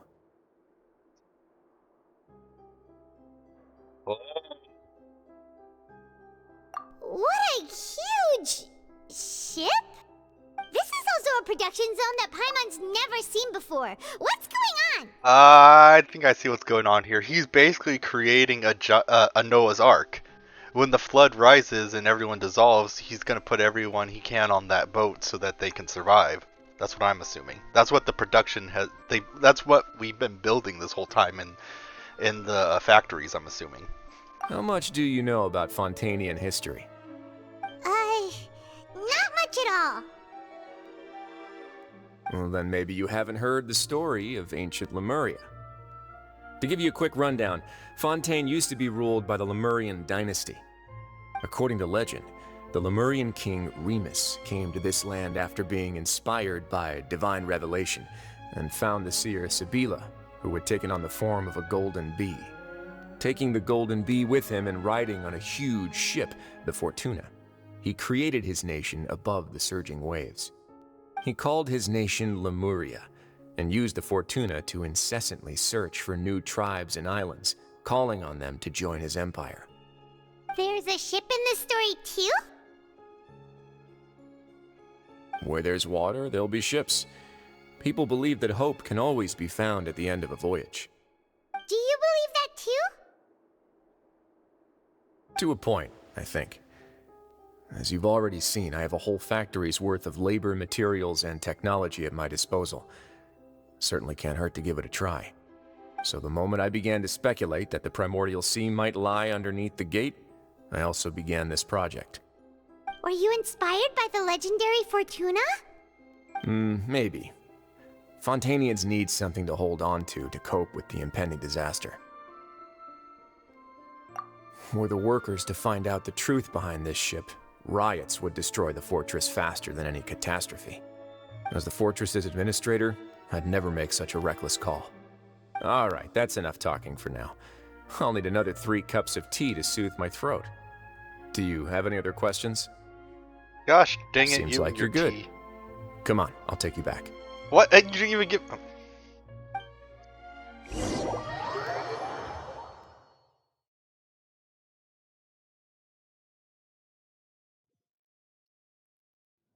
I'll leave you here for now. Oh, thank you so much. No worries. But don't forget, it's up to you whether or not you want to share what you just saw. What you do from here on out will likely affect those 3 as well.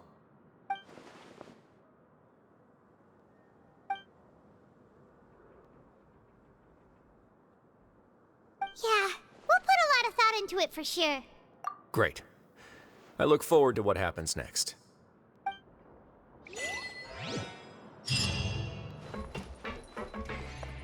Oh.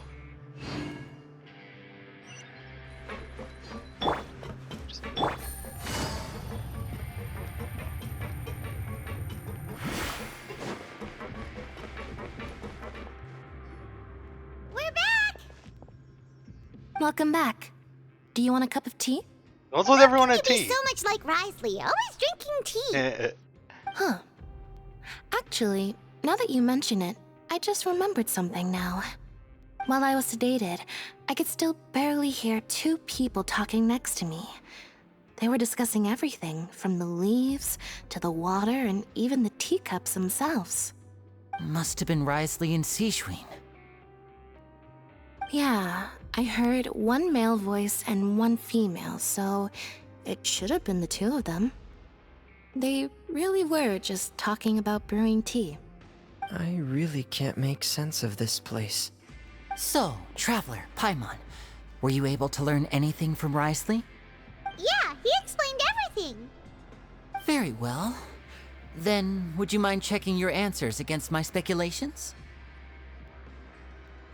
Yeah, I took the time to rest, so I'm feeling a lot more relaxed now. Nobody else is around, and Miss Sijuin is also busy with something or other, so let's just talk here. All right, then I'll posit my theories.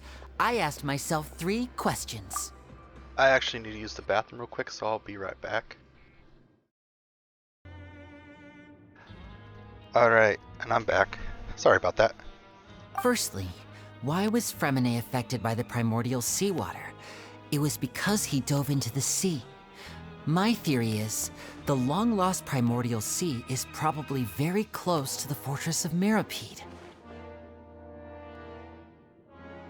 Ooh, he's good. He got that right on the first try. That's our Linny. Secondly, Risley's attitude changed dramatically during the course of our stay here. He ignored us completely at first, then suddenly roadblocked us. Why? I spent quite a long time thinking about this. If he has been monitoring the Fatui since the very beginning, he probably ignored us at first because he was hoping we could find Master Child for him. What's more, the Fortress of Meripede is not part of Fontaine's court system, nor does it report to Iudex Nervulet. Wriothesley is basically the king of a no-man's land. As long as the fortress doesn't do anything about Master Child's disappearance, Father can use it to pressure the Fontaine authorities. And while the two factions are pitted against each other, Wriothesley will be free to move between the parties of interest. If I had to guess, he probably has something that he's working on himself. It's likely related to the secret of the infirmary, but I just can't think of what it could be. You're super smart! Thanks so much. Then finally, there's the last question. If Wriothesley does have a plan, what could it be? All I know for now is that his plan probably has something to do with the changing nature of the seawater. He's even gotten Cloran to help him out. That can't be the full extent of what he's doing. There's probably a secret passageway behind the block in the infirmary, and there's something big in the fortress that most people here never get to see. He has a bargaining chip, and it could be important enough for Father to deal with him directly.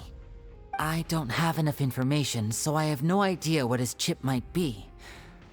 But let me guess. You have the last piece of the puzzle.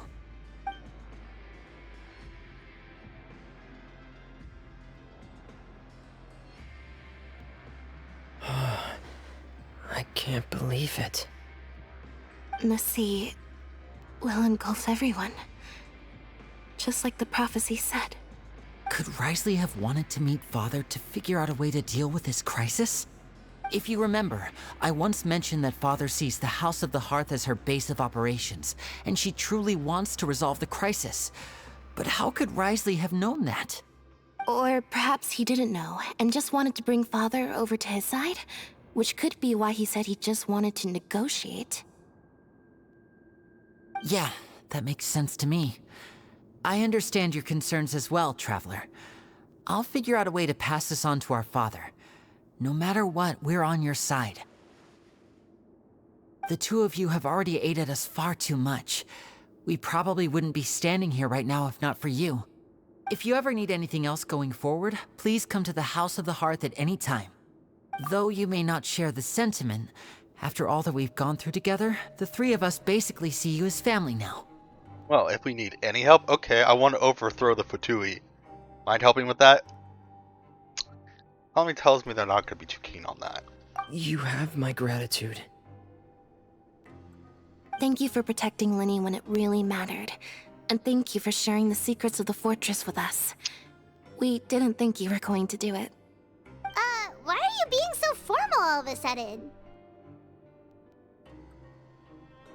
Given your strength, you might not need our help at all.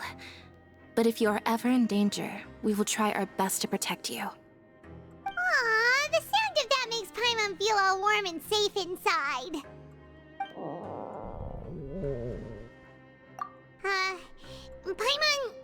Paimon's hungry. Oh, you've done so much already. Go get some food. Alright, then we'll catch you guys another time.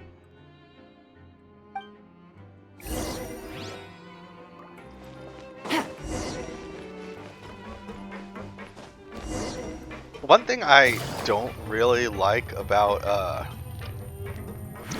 Genshin is none of your choices really have an impact. Get it? Impact. Anyways, like sometimes they give you the option to say something, but it really doesn't matter whatever you say. I kind of wish that your choices actually change something. Welfare meals now being served in the coupon cafeteria. Come on, let's go pick up ours as well. Traveler and Paimon, over here. Are you here for dinner too, Miss Sijween? And I'm taking the opportunity to prepare Miss Cloran's dinner as well. Huh. You're right. She's actually sitting in the fortress cafeteria. What would you like to eat? Yep, you can. I've already talked to our chef, Mr. Wolsey. It's all on me today, so you can get whatever you'd like. Me too! Don't forget Paimon! No problem. Just leave it to me.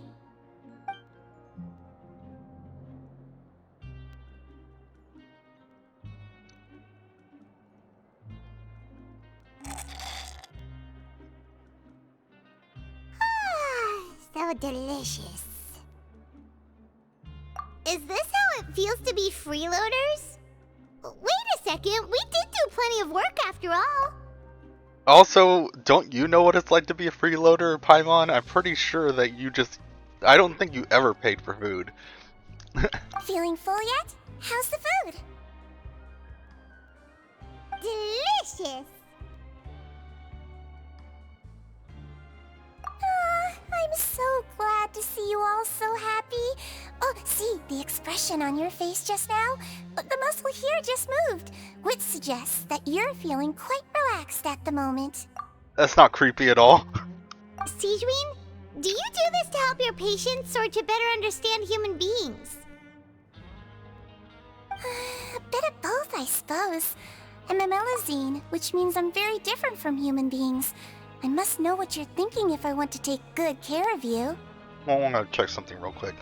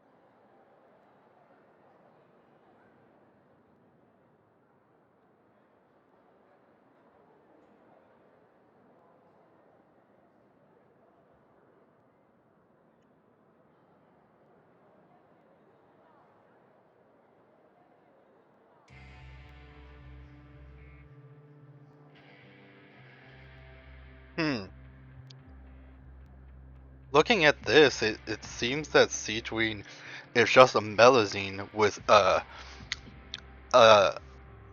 unique body. Apparently she's not part human. Or at least we haven't seen where it said that she was yet. You're really good at taking care of people. Even though you're so short, you still talk and act like an older sister. Really? You're reminded of an older sister? That's great to hear. You're one to talk about being short, Paimon. Oh, and what did you mean back in Risley's office? When you said that you were protecting Linny and his siblings as well? Oh, that. I just asked His Grace to look out for those children, especially that diver boy. I was getting a bit worried after hearing that something was wrong with the water. Thankfully, Glorand is very strong and managed to save him in the nick of time. His Grace also sealed the pipes after Glorand left, to make sure that Linny wouldn't impulsively chase after his brother. Although the path was blocked, we still stationed some guards there to stop anyone from approaching. They were instructed to only open the door once Miss Glorand had returned. Oh, and I was keeping an eye on Mr. Linny as well. We had to press him, but we couldn't allow him to be in any real danger. You were all super considerate and really thought everything through. It's just what we do down here at the fortress. At least this has been His Grace's style for as long as he's been the leader. The execution could have been a little better. I really wish Monsieur Nervula would come down here more often too. I feel like he'd like it here, with all the darkness and chaos. Yeah, true. Get a good night's rest, you two. You both worked very hard. I think he'd like it down here with all the darkness and chaos. Melazines really do think differently. Hey, where's the little free meal robot? Glorand! Ah, it's you two. How's dinner? It's all right. Miss Sijuin really put in a lot of effort. So we heard that Risley invited you to come down to help, and you saved Fremine too! You sure work super fast! Oh, it was child's play. Still, Paimon didn't know even champion duelists could take on side jobs. Oh, and why aren't you eating with Sigewinne and the Duke? Won't you get bored eating by yourself? Miss Sigewinne was with you, and the Duke has business of his own. Actually, didn't Navia say that you went out for dinner with her as well? Yeah. First time in a long time. First time in a long time? So you mean you've gone out to dinner with her in the past? In the past, yes. You seem to be enjoying yourselves here. Things will be getting messy at the fortress soon. Don't run around unnecessarily.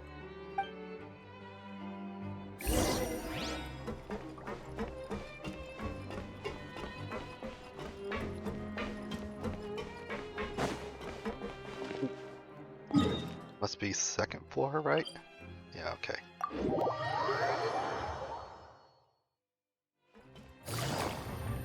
Why don't they put the teleporters near the places that we go to often, like the infirmary? It's always a little bit distance away. They could have just put it right in front of the infirmary.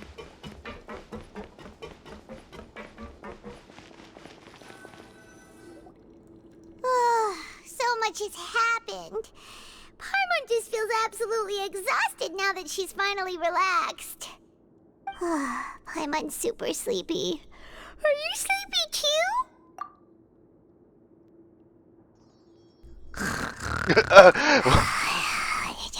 It's just like my mom. Asleep before her head hits the pillow. Yeah. It's like impossible to wake my mom up when she goes to sleep. Like, there'd be something like important that we need to do that we need to wake her up for, we can't get her awake. Delicious. Paimon wants seconds for free. Yeah, like we could have a marching band like going right outside her window and she wouldn't wake up.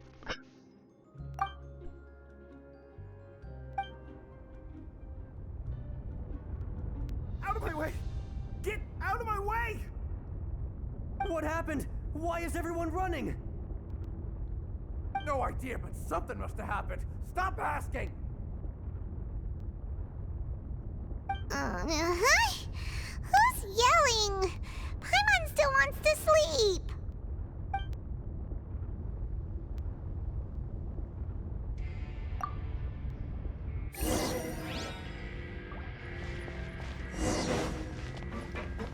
Let me guess, they found out about primordial water and everyone's panicking.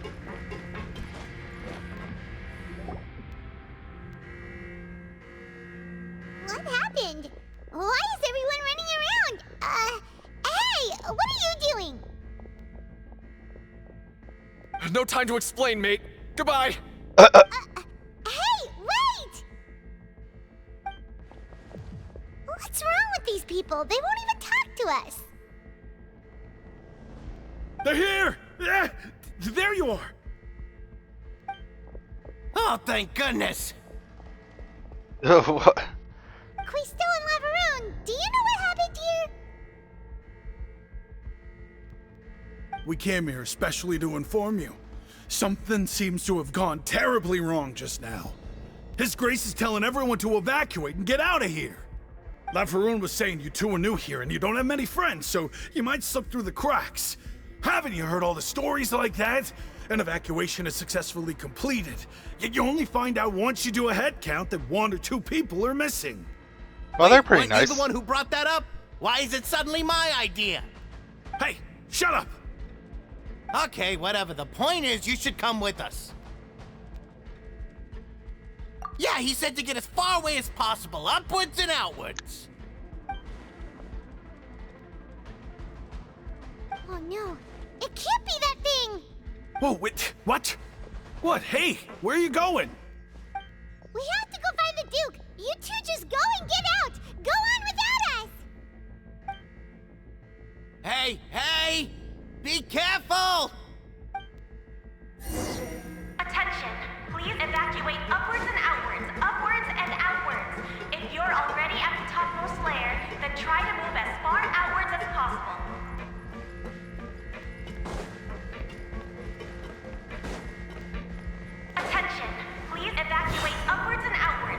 I was just gonna repeat the same thing. If you're already at the top Hi. of the flare, then try to move as far outwards as possible.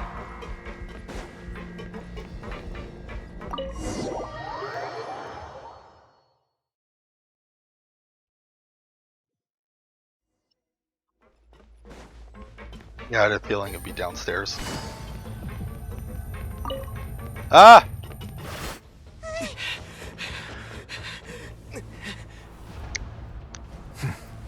They're here. Just like I said.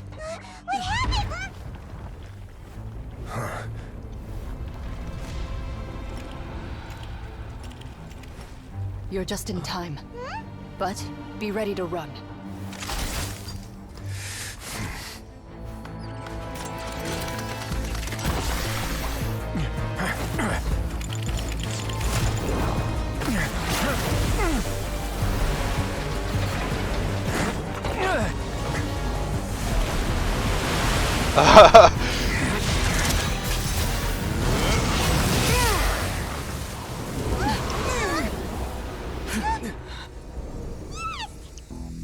Well, that won't last forever.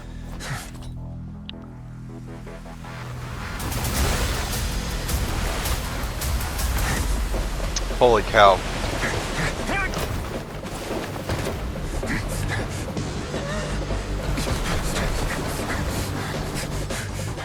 Three, two, one. I was gonna say, if the metal doors, I was gonna say, if the...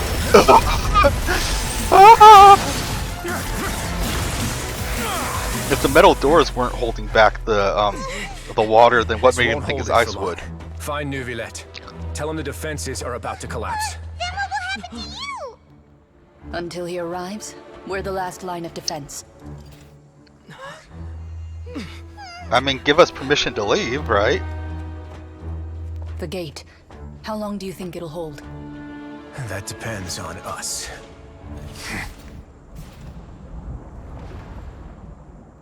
Dude, that... Ah!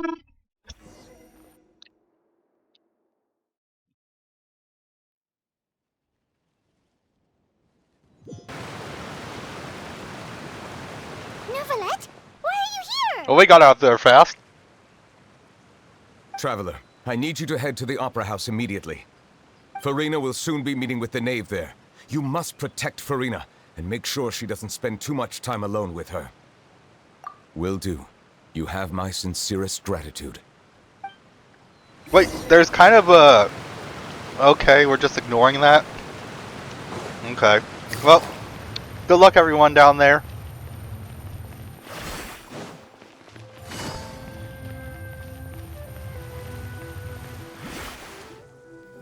Have fun. Look, there are a ton of Fatilian Palais Mermonia people over there. The knave is probably here already. We need to hurry. Are you two the traveler in Paimon? Monsieur Neuvillette has left instructions. Please follow me. Though I'm sure he's already explained, this should be a mostly cordial conversation, unlikely to give rise to violence. But it would be most appreciated if you could protect Lady Farina to the best of your abilities.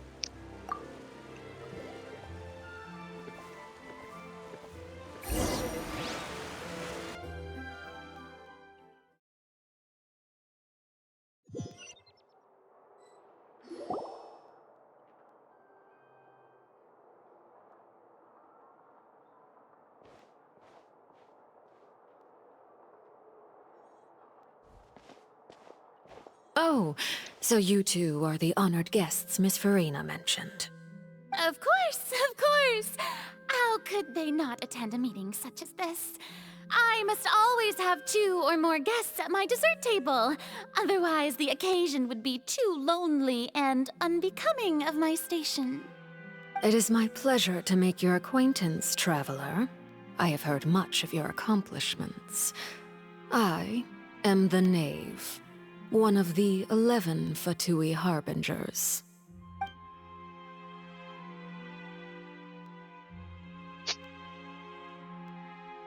I've already prepared seats for you. Come, sit beside me. Perhaps you two are unaware of how Miss Farina and I do things. You see, we actually recently agreed to get together for tea when we had the time. See this? This is a limited type of confectionery that Miss Farina simply adores. There are only 16 slices sold every day. Here, that's oddly specific. why don't you and Paimon have a taste?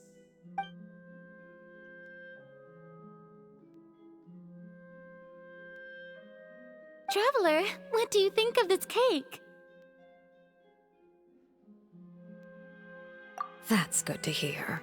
So what Child said was on the mark after all. You do share a taste in desserts with Farina and I.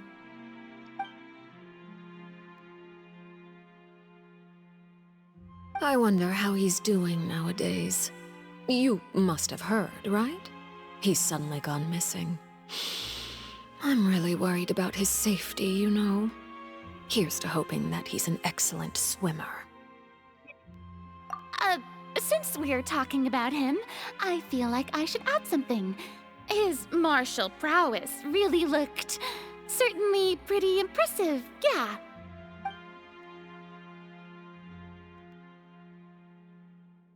Oh, so you're also familiar with his aptitude for fighting, Miss Farina. Oh, right. I almost forgot. Child was subdued by Udex Nuvillette right in front of you. Against yeah, he got ordinary one people, shot. my colleague would never be on the back foot.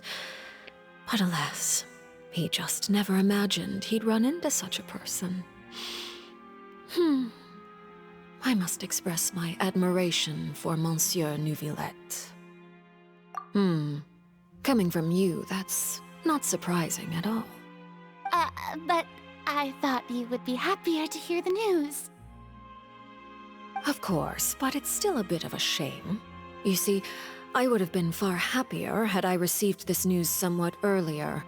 As you well know, a long time has passed since Child disappeared.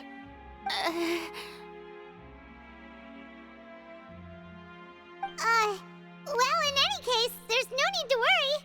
We know for sure that Child is still alive. Oh, and just how do you know that? Because we found evidence that proved he left the Fortress of Meripede. And where did he go after leaving the fortress? Well...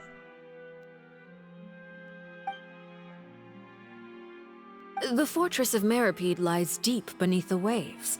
Unless he pranced right out of the main gate, he must have had to swim for it. Do you have any proof that he surfaced safely? Yeah, we do. We're holding his vision. The visions go white when the owner dies. And since his vision hasn't gone white, it means he's still alive. Ah, that is good news at least. His sister Tonya sent a letter to Fontaine not too long ago. Since he was unfortunately unavailable, I picked it up on his behalf. He has a sister? Do you have any idea how he usually writes back to his family? Dear Tonya, your letter made me feel like we were still enjoying our time in Snezhnaya together. I'm currently admiring the scenery on the streets in front of the opera house. Is it something like that? That doesn't sound like him.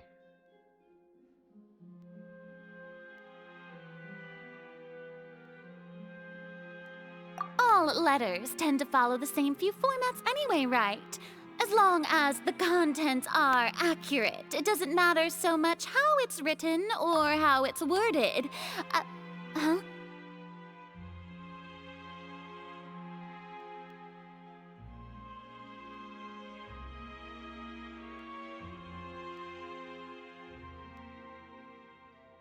A lot of police sirens right now. What's with the eyes? Hold on. The water in the teacup is shaking.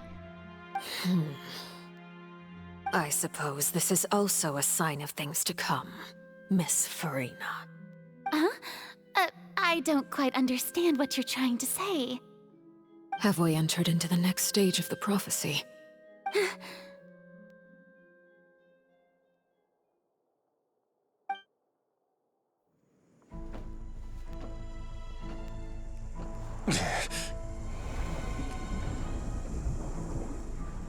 My thanks to you both. I will take it from here. Nouvelette's so cool. Sure you don't need a hand? Quite sure. Wow. So, what's your secret, huh? Let me guess.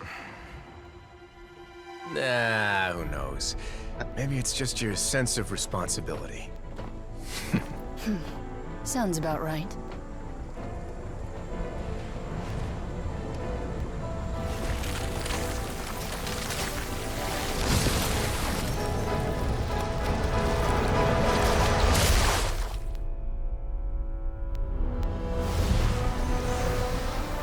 What the?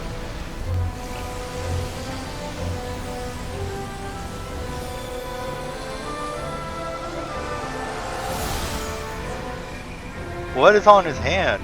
A day may come when the prophecy is fulfilled and the waters burst forth. But it is not this day.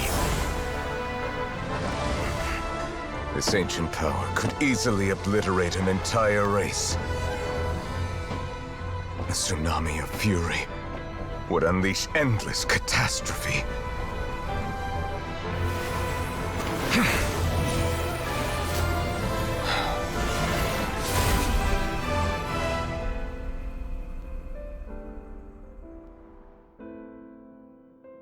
This sentence is too severe.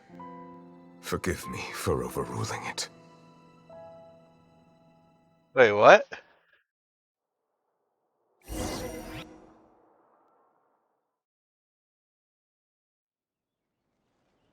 Nouvelette's so cool. All right. Seems like the problem inside has been suppressed. Let me guess, we're safe for now. Indeed. But only for now. I win this bet. You owe me a present. Very well. It was indeed just as you said. You made a bet? We made a bet on the size of your entourage. Cloran thought you wouldn't come down by yourself. I figured you would have at least brought a few people along for appearance's sake. It appears I underestimated just how confidential the mission was. Shouldn't you have gotten used to confidential missions by now? That's just how the courts operate. So what gift must the loser give? Tea? He already has tons of tea in his office. I'm thinking about a set of legal codices. That wouldn't happen to be a dig at my lack of legal awareness, would it?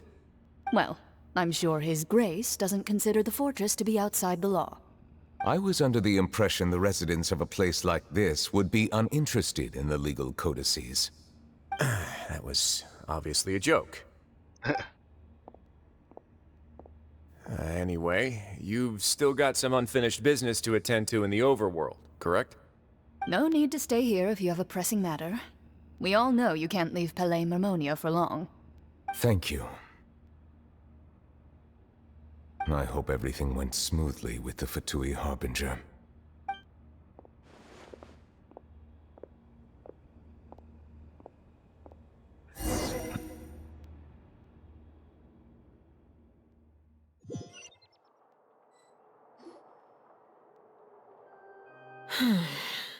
I must say, we've spent long enough playing house. Miss Farina, as the Hydro Archon, I am sure you understand the exact meaning of the phenomenon we just witnessed. Or should I say, that's what I originally thought. But looking at your expression, was I wrong? And you haven't a clue? What are you trying to say? At this point, I don't think there's any more need to speak as diplomatic representatives. Allow me to speak to you now as just a Fontanian. You know the prophecy by heart, and also that every part of it is being proven true. Yet, here you are relaxing, drinking tea, and eating desserts as if it's all nothing more than a few stray bugs in your garden. Do you really think that's acceptable? The prophecy's hanging above our necks like a guillotine. Every faction is looking for a way to either avert the disaster or save their own. Even the orphans of the House of the Hearth have devoted everything to saving their homeland. But you It beggars belief just how nonchalant and carefree you have been. From the very beginning, you, the god Focalor, you have utterly failed to take action. You're wrong. I've never ignored the prophecy, nor have I just been passing the time in self-indulgence. Retract your accusation and stop doubting the wisdom of the gods with such absurd conjectures! I am not alone in my doubts, you know. All the children of Fontaine may be harboring the exact same thoughts right now. Oh, great Hydro Archon.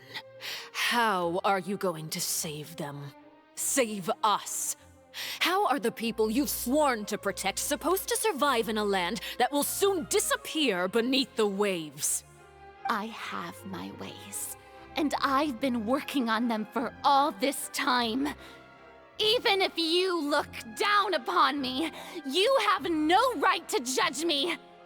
Fontaine will be saved. Even if I still cannot see the true future right now, as long as I continue on as I am, I will be able to hold my head up high!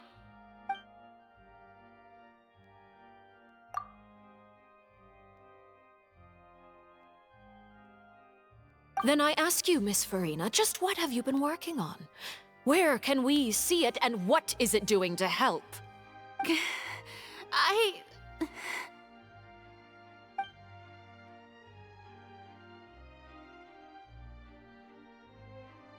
My machinations are just like the prophecy itself. They will only reveal themselves at the fated time. It is just that beings like yourselves are unable to perceive them as of yet. I see. As a god, the proof of your labor always lies beyond prying mortal eyes. Allow me to be so bold as to ask another way. Would it be possible for you to tell us the parts of your plan that are not confidential? Such as your emergency response plan for the impending disaster? An emergency response plan? Oh, that look in your eyes. Have you not even prepared one of those? The emergency response plan is also strictly confidential. Then allow me to jog your memory. Miss Farina, what is the purpose of your Oratrice Mécanique d'Analyse Cardinal? And what do you plan to do with the massive amounts of indemnitium that has accumulated over the years? The Oratrice? It's just like it appears to be. So you also have no idea. If I'm not mistaken, someone's using it to prepare for something. But unfortunately, it would seem that someone is not you, Miss Farina. I first caught wind of this when Linny tried to investigate the Oratrice in the Opera House. You see, even just getting close to the core contaminated him with an extremely large amount of indemnitium. But even if that had nothing to do with you, then what could you possibly be working on, oh great Hydro Archon? Oh, right. I almost forgot. Udex Neuvillette is not at the tea party with us today. Miss Farina, I suppose you must have ordered him away to take care of some troublesome business. Yeah, yes, that's exactly right. Please keep it a secret for me. Of course I will. Although, I must say, Miss Farina, you seem quite insecure without the Udex by your side. Oh, very well. Let's stop that conversation here. There are still a few slices of cake left, so please, help yourselves, everyone.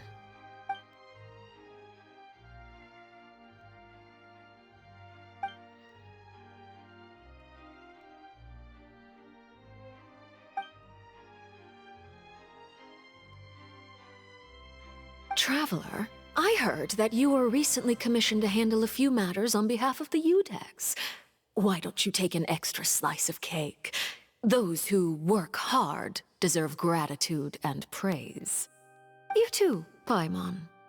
Thank you. Paimon will take you up on that offer. Super suspicious.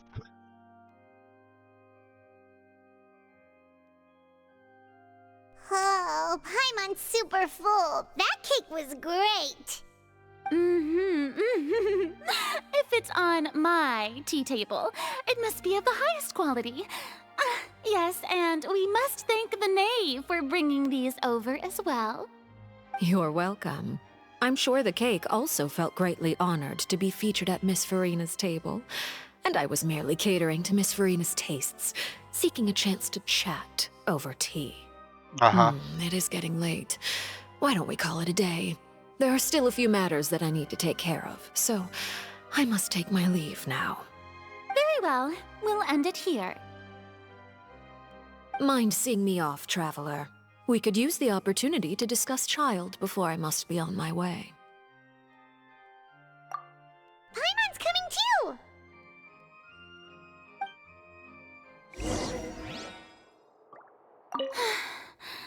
The tea party turned out to be even more difficult than I'd imagined. Why are you looking at me like that? Is something the matter? If there's nothing urgent, then I shall be retiring for now.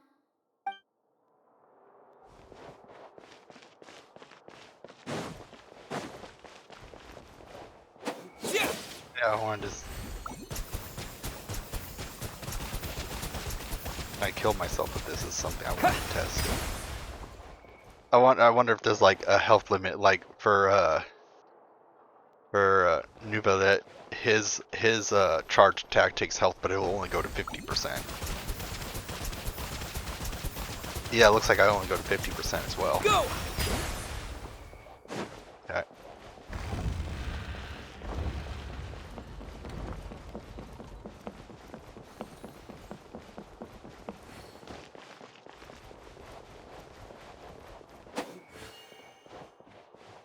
I think that sword looks cool. Too bad it's not better.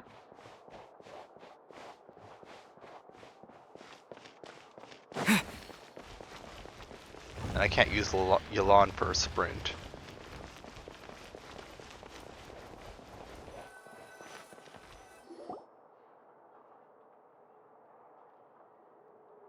I'm glad that you were willing to come with me. Of course, Child was just an excuse. I have no interest in your dealings with him. That's what Paimon thought. You lent your aid to the children of the House of the Hearth. As their father, I would like to express my gratitude. That was all. Formal topics should be discussed in formal settings, and informal topics in informal settings. I know you just returned from the fortress of Meripede. Relax. I have no intention of trying to get anything out of you. Linny, Lynette, and Fremine are still there, and I trust their judgment and abilities. They've all been working very hard and have always done all they can to fight back against anyone who tried to stop them, especially Linny. You mean Wriothesley. He's a tricky one to deal with.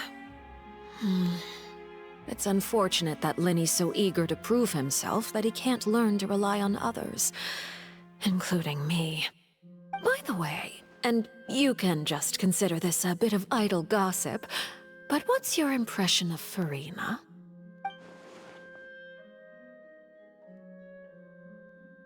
You are outside of our disputes, and the freest person in all of Fontaine, able to move around most easily. Allow me to share my perspective with you. And that's everything that happened during the trial. Master Child was declared guilty and immediately transported to the Fortress of Meripede. Didn't he say he was coming here on vacation? Does he not feel an ounce of shame for all the trouble he has caused?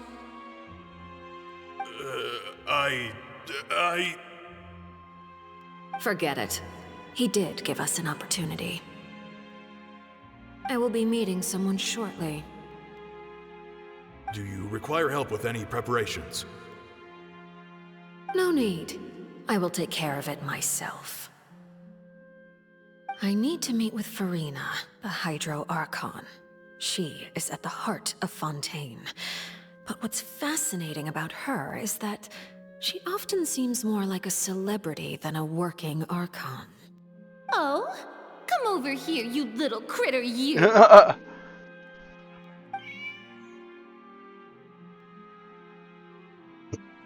You dare to run from me? Stop right this instant! My goal is just to discover the location of the Gnosis. But I didn't expect the chance to approach Farina to be handed to me on a silver platter.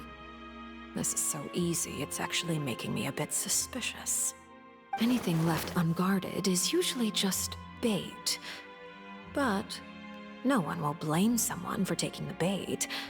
After all, from the moment it was attached to the hook, the bait is meant to be sacrificed. Poor cat. It's just as I guessed in the second before I struck. The Hydronosis is not currently held by the Archon. In fact, this Archon doesn't seem like a god at all. And I sense that she's under some kind of curse. Who are you? And what are you trying to do? Please don't kill me! I'm begging you, please! The fear in her pupils is genuine, so perhaps she's not bait after all. Either way, targeting her has lost all meaning. Wait, so Farina's under a scene curse? With ease. Nobody came looking for me, and nobody could serve as a witness to my near assassination of Focalor. I suspect even Farina dares not mention this incident to anyone. Yeah, she's got Not too much of long an ego after, for that. My informants confirmed what I had guessed. After returning to her quarters, Farina quietly cried alone. She was so scared that she could not sleep that night, nor could she even bring herself to eat her cake. There's no doubt that there's something wrong with her. I began to entertain the possibility that she is not the true Hydro Archon. Perhaps Iudex Neuvillette is actually the genuine article. I have to find the Gnosis. If the Neuvillette hypothesis is correct, he is probably in possession of it. Alternatively, it might have been hidden in a place that's hard for ordinary people to access. Yes, Father. My dear children, please speak. News from the fortress of Meripede. Master Child has gone missing. On top of that, the contacts and guards we bribed at the fortress have all gone quiet as well. Probably the handiwork of that Ridesley.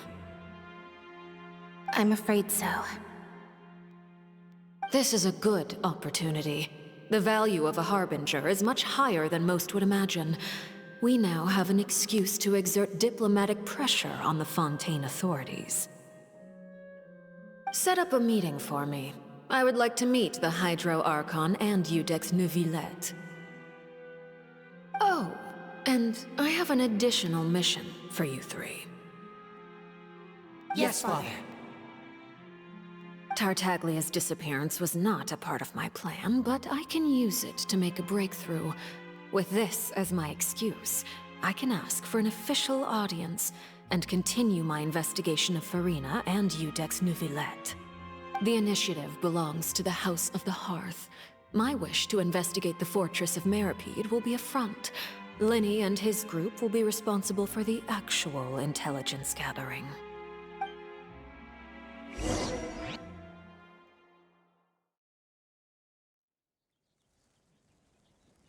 So that's why Neuvillette wanted you to protect Farina.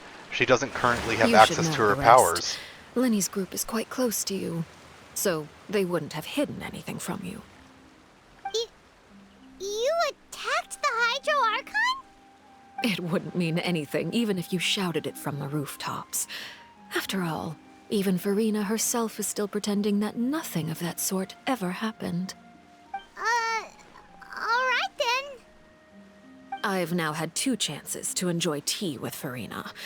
I have to say, the leadership of Fontaine is even more inscrutable than I had imagined. I once surmised that Iudex Neuvillette must be the Hydro Archon, but now, that doesn't seem right to me either. I am a servant of Her Majesty the Tsaritsa. Over my years of service, I've learned how a real Archon conducts and carries themselves. Whether Iudex Neuvillette or Farina, neither fits the bill. It's hard to imagine either of them as the Archon. Of course, that is all just how I feel. Gut feelings often do not require justification. It is, however, quite amusing to me that after all my years working in intelligence gathering, I've come to realize I am at a complete loss regarding the identity of the god of the land of my birth. Don't you think Fontaine is quite intriguing? A catastrophe looms, yet many secrets have yet to rise to the surface. It looks like Fontainians will have no choice but to save themselves. Ultimately, though, one must survive in order to do anything else. Should the need arise, I would be happy to cooperate with you. You don't need to commit to anything right now, of course. I have a feeling that the situation will continue to evolve, and as your name is often connected with noble deeds, I'm sure we will work together someday. He certainly returned quickly. You must want to catch up with each other, so I'll leave you to him.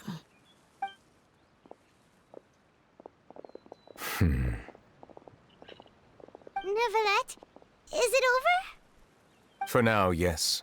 But this issue will prove quite thorny in the long term. I'm concerned that sooner or later the prophesized events will occur. Thank you for protecting Furina. To put it simply, I used my power to force back the Primordial Sea and reseal the sluice gate.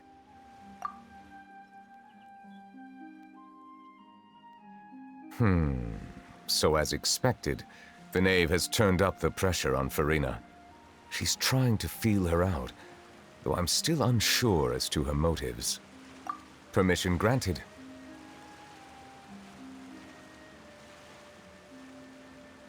Whoa.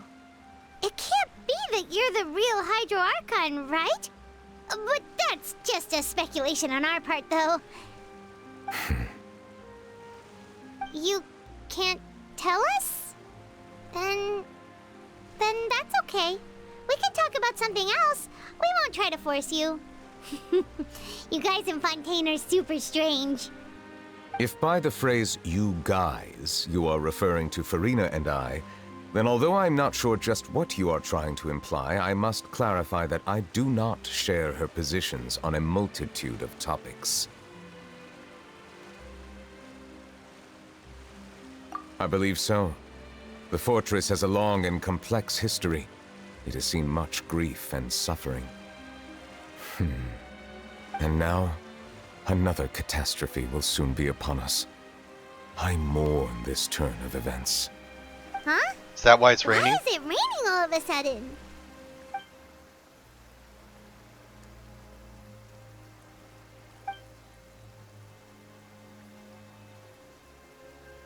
He's a dragon!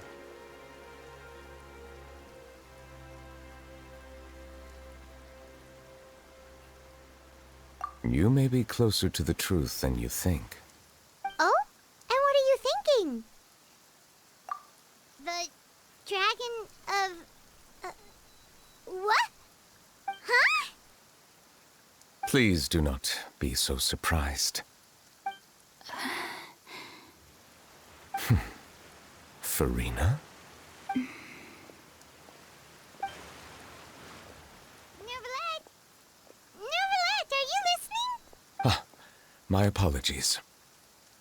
We were just guessing randomly. We didn't guess right, did we? You're not actually the dragon sovereign of water, right? Well, if you don't want to confirm or deny... You guessed correctly. I sincerely hope you'll be able to keep this a secret for me. Right, of course. We'll definitely help you keep it a secret.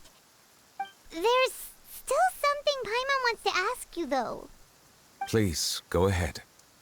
Well, if you are the dragon sovereign of water, and you were able to force back the primordial sea from the fortress, then since Fontaine's prophecy is all about seawater, couldn't you just use your power to solve the crisis? None of the currently living dragon sovereigns in the world, myself included, possess our full dragonhood. They say that when the first usurper arrived on Tivat, they seized a part of the dragon's power. Today, that stolen power is the basis of the Archon's authorities. There are 7 elemental Archons and 7 matching dragon sovereigns. The dragon sovereign of water who lived through that era perished a long time ago. As their successor, I know far less of that part of our ancient history. In any case, I believe I will not be able to do much unless the Archon disappears and returns their elemental authority to me. Given the status quo, however, I would recommend finding another way to deal with the prophecy. Oh, so even you can't solve it. I still have some urgent matters to attend to at my office. If you have any more questions regarding ancient history, you are welcome to discuss them with me at a later time. Okay, I need to use the bathroom again. Alright, I'm back. Sorry about that. Please go right ahead. There's a place that Paimon wants to go too. Traveler, why don't we pay another visit to the Fortress of Meripede? Paimon is a little worried. We'll see you another time. Take care.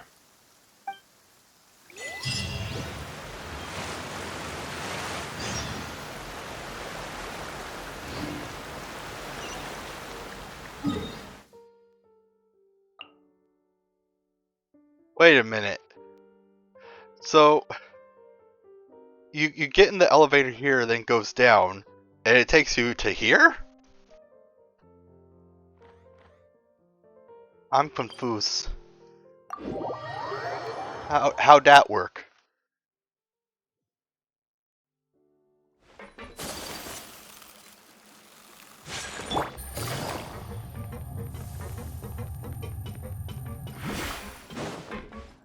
Oh, this is a long elevator ride down. Screw that. I'm not doing that.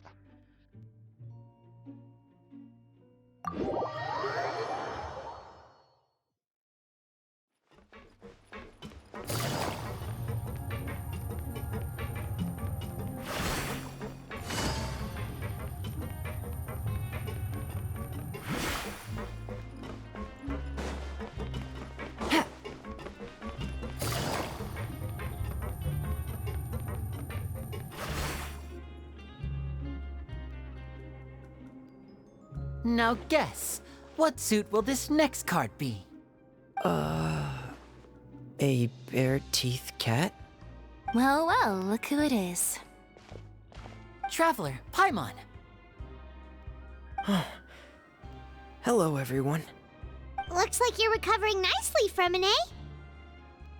Mm-hmm. Thanks to everyone's support. Oh, right. I managed to work up the courage to thank Miss Clorant in person. Whoa, how did she react? She told me that it was nothing. It was as if saving a life wasn't a big deal to her at all. She also told me not to worry about it. She didn't want to stress you out, that's all. She's right, and it's best not to dwell on it. Yeah.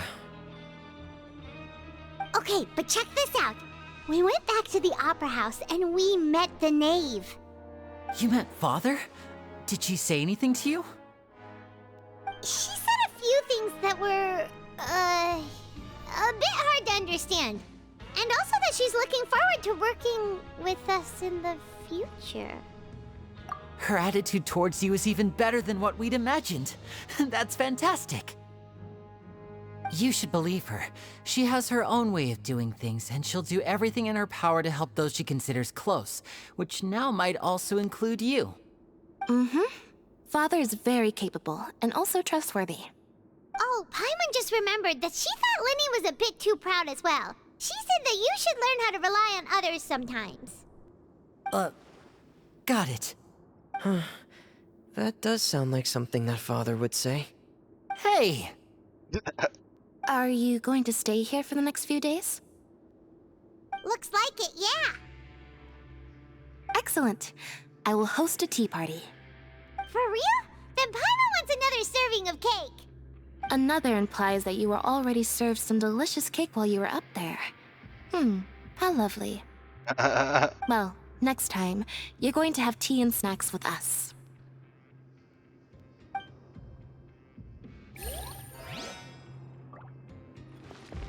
So what's the story about this hidden door thing? Like, is that ever gonna come back? We should start preparing that tea party. Oh, that's a great idea. I'm all for it. Mad Hatter. I'll help you set it up. All we need is a rabbit.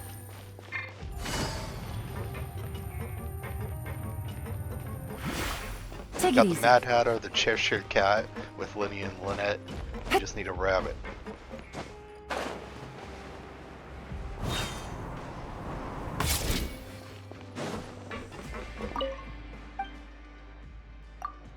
So can I ever get a welfare meal from them except for the very first time? Siegewing! Traveler, Paimon, you're back! Are you still doing alright? Did either of you get hurt? We're fine, but what about you guys? It was such a huge mess. How bad was it? A few people sustained superficial injuries, but that's about the extent of the damage. Monsieur Nervulette paid us a visit. It was all thanks to him that we managed to suppress the crisis for the time being. So the Archon powers are taken from the Sovereign Dragons? That's, Of course, we must also thank you for the help you provided. How did Nervulette know that he was needed here? Well, Monsieur Nervulette has strong resonance with the hydro element. When the water level rises, he can feel the waves produced. I ran into the bombshell bros while bandaging the injuries of the wounded. They were mumbling the whole time about how you just ran down without a word. I'm so relieved to see that you're both alright.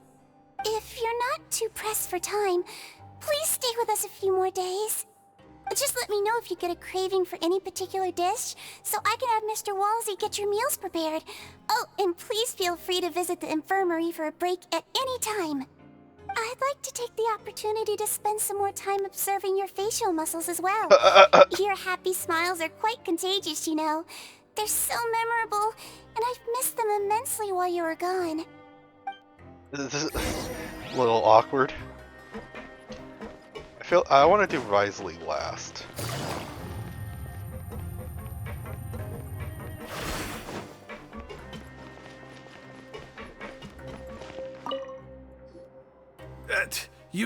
You guys are back? Crystal! Macaroon! You guys didn't get caught and thrown back down here, right? Huh? No, not at all. And here I thought you'd managed to escape from jail during all the commotion. I'd held you up as legendary jailbreakers, but now you're telling me you just never left? We're sorry, but we just had some business to take care of. All right. There's no need to get caught up in the details. We're just relieved to see you. He was super worried about you, you know. Hey, it wasn't just me. Weren't you super worried as well? Something like that, yeah. Something like that. I was also transferred to work in the kitchen a few days ago. I can still hear Quisto mumbling to the carrots. Are those two all right? Do you think they made it out alive? Whenever he'd say that, I'd tell him I'm sure they're fine. Wherever they are, they're kicking back with drinks in hand, enjoying the lovely scenery. Pretty sure that we're underage. Well, not really, because I don't know how old he is, but it's definitely over 500 years old, but his body is that of an underage person, I think. Hey, there's nothing wrong with worrying about your prison pals. Is there? I mean, considering how they always love listening to all my gossip. These two. They sure are a lot warmer and friendlier than when Paimon first met them.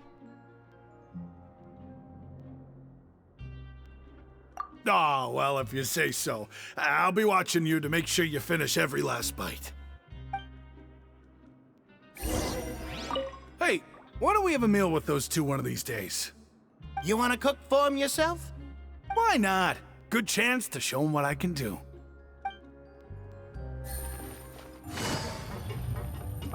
I forgot to talk to Siegewin afterwards.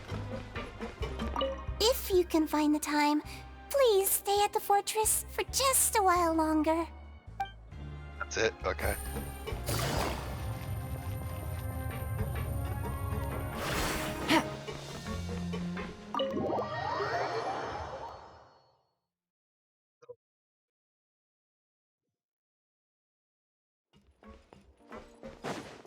Check someone's in his office. No, I didn't think so. Oh, crud! I messed up.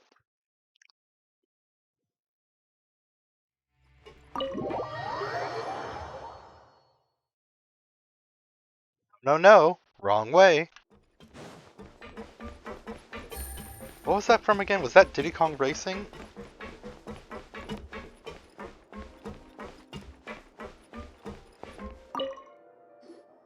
Jurier, Miss Sijween told me you still haven't eaten.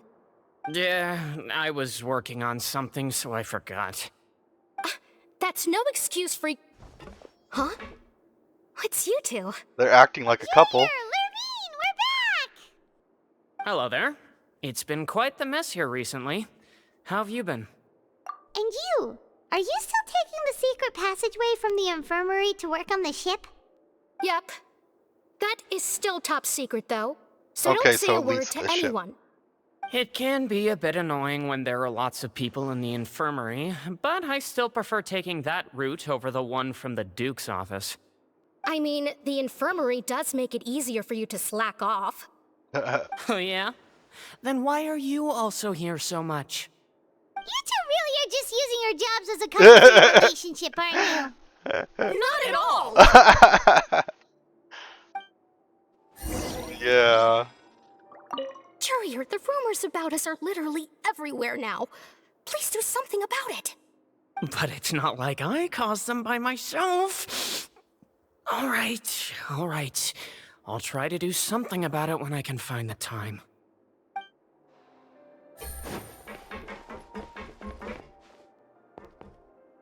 So you're telling me this is all worked on by like 3 people? I don't know how long he's been working on this, but I feel like it should have been a lot more than that. Take it easy. Do my eyes deceive me, or did I just see 2 inmates come back after making it to the surface? Some strange winds blowing of late. We wanted to see how the fortress is doing. Is everything still alright? We're fine, for the most part. Neuvillette came down and took care of the worst of it. If that's the case, why don't you just ask him to stay here? Oh, yeah, what a brilliant plan.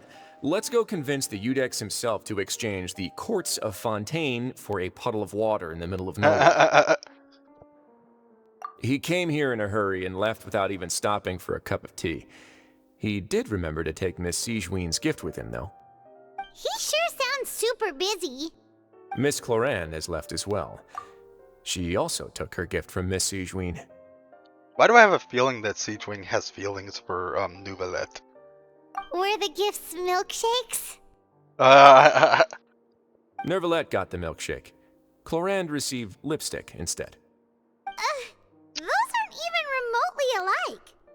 Well, it's Neuvillette's own fault for making Sijween worried about his health by working so much. But besides that, our head nurse is still pretty fond of picking out beauty products for the ladies. Oh, and I have some gifts here for you as well. Are these from Sijween too? Nope, they're from yours truly. Let me You've guess, already it's wrapped tea. up your work at the fortress, so you can return to the surface at any time. You haven't yet served your full prison term, however, so you may continue to use your cell until your term is up. For real? Then we could stay here for a really long time? You may access the cafeteria for free. Hooray! Oh, nice. Just remember to come complete your paperwork once it's time for your release.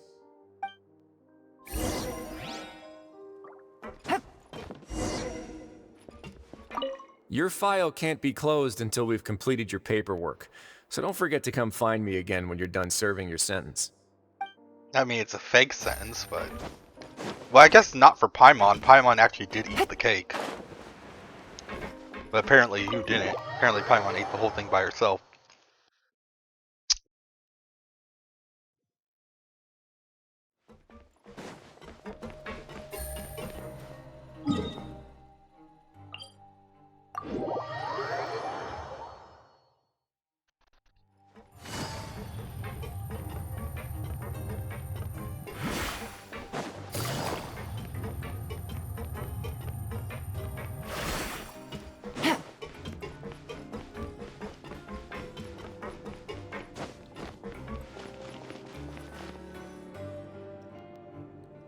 We're back in our cell again.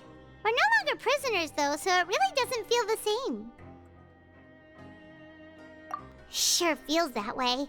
But the truth is, we never did anything bad to begin with, so I'm not sure why we put so much pressure on ourselves. Huh? How did you know? Hey, that's not true! Alright. Okay, Paimon just wanted to say that we really are an amazing duo after all. It's like, we've now gone to so many places together and become friends with so many people. We've never stopped traveling or stopped meeting new friends. There are so many bad things in the world, and we're just two people, but we've still been solving problems no matter where we go. Isn't that pretty cool? You're counting Paimon today? Aren't you the only adventurer here? Then let's ask Catherine to give Paimon an adventurer handbook as well. Paimon will also be an adventurer from today forward. Just the thoughts making Paimon giddy. Paimon's gonna crash, so you sleep soon too.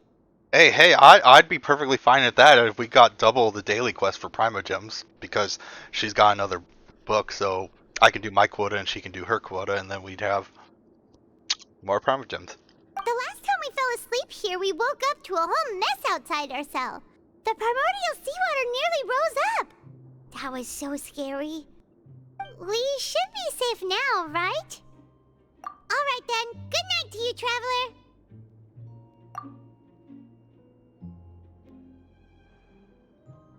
You know, usually it's better to be under the blanket. What the child?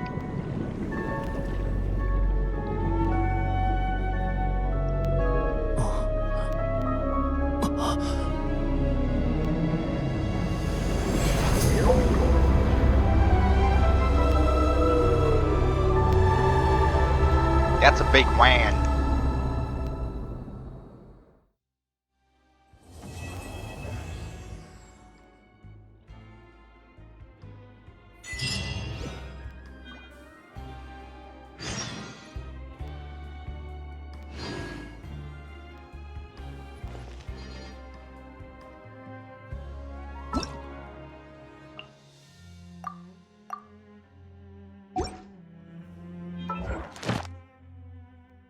Huh. Say, do I have enough to make a wish now?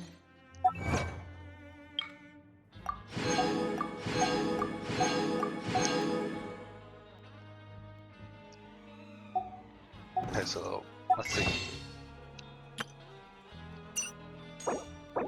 I am just shy.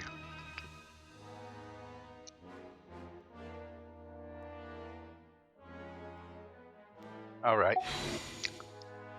Well, so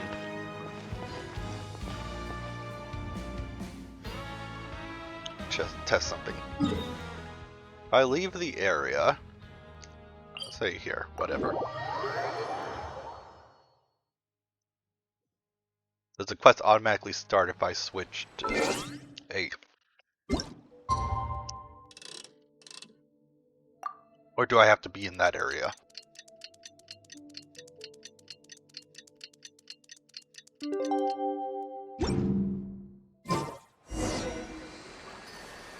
Okay, so it'll only start when I return to the dormitories. Okay, so in that case, I'm gonna call it for today. Finish the arc, and we can start the next arc tomorrow. Act 5. All right. I'm gonna stop the recording here, and I'll start recording again once I've gotten enough private gems for the wish, just so you guys can see it if you want to. But I'll still be streaming. Okay, just recording this part to so you guys can see me do this pull. Hopefully I get Yay Miko, but the odds are really against me because I just got a 5-star. I got Tanari, but I really wanted Yay Miko for a comp I'm planning. So my pity, I don't have any pity right now. So here's hoping that I get super lucky, but probably not. Oh, I thought it was golden for a second. Like for a split second. See, this is what I'm talking about. I keep getting Yao Yao on the account I already have her on. I'm not getting it on any of the other characters, even though they need healers.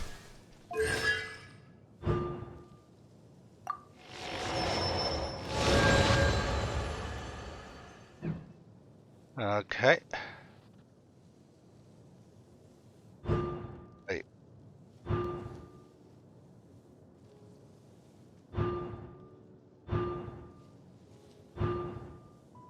I have to get up to there to get that upgrade further.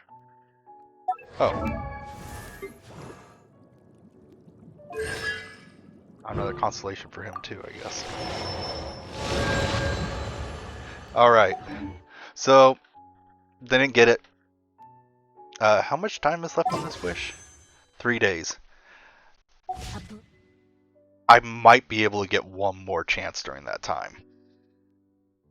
But I'm not sure. Anyways, thank you for tuning in.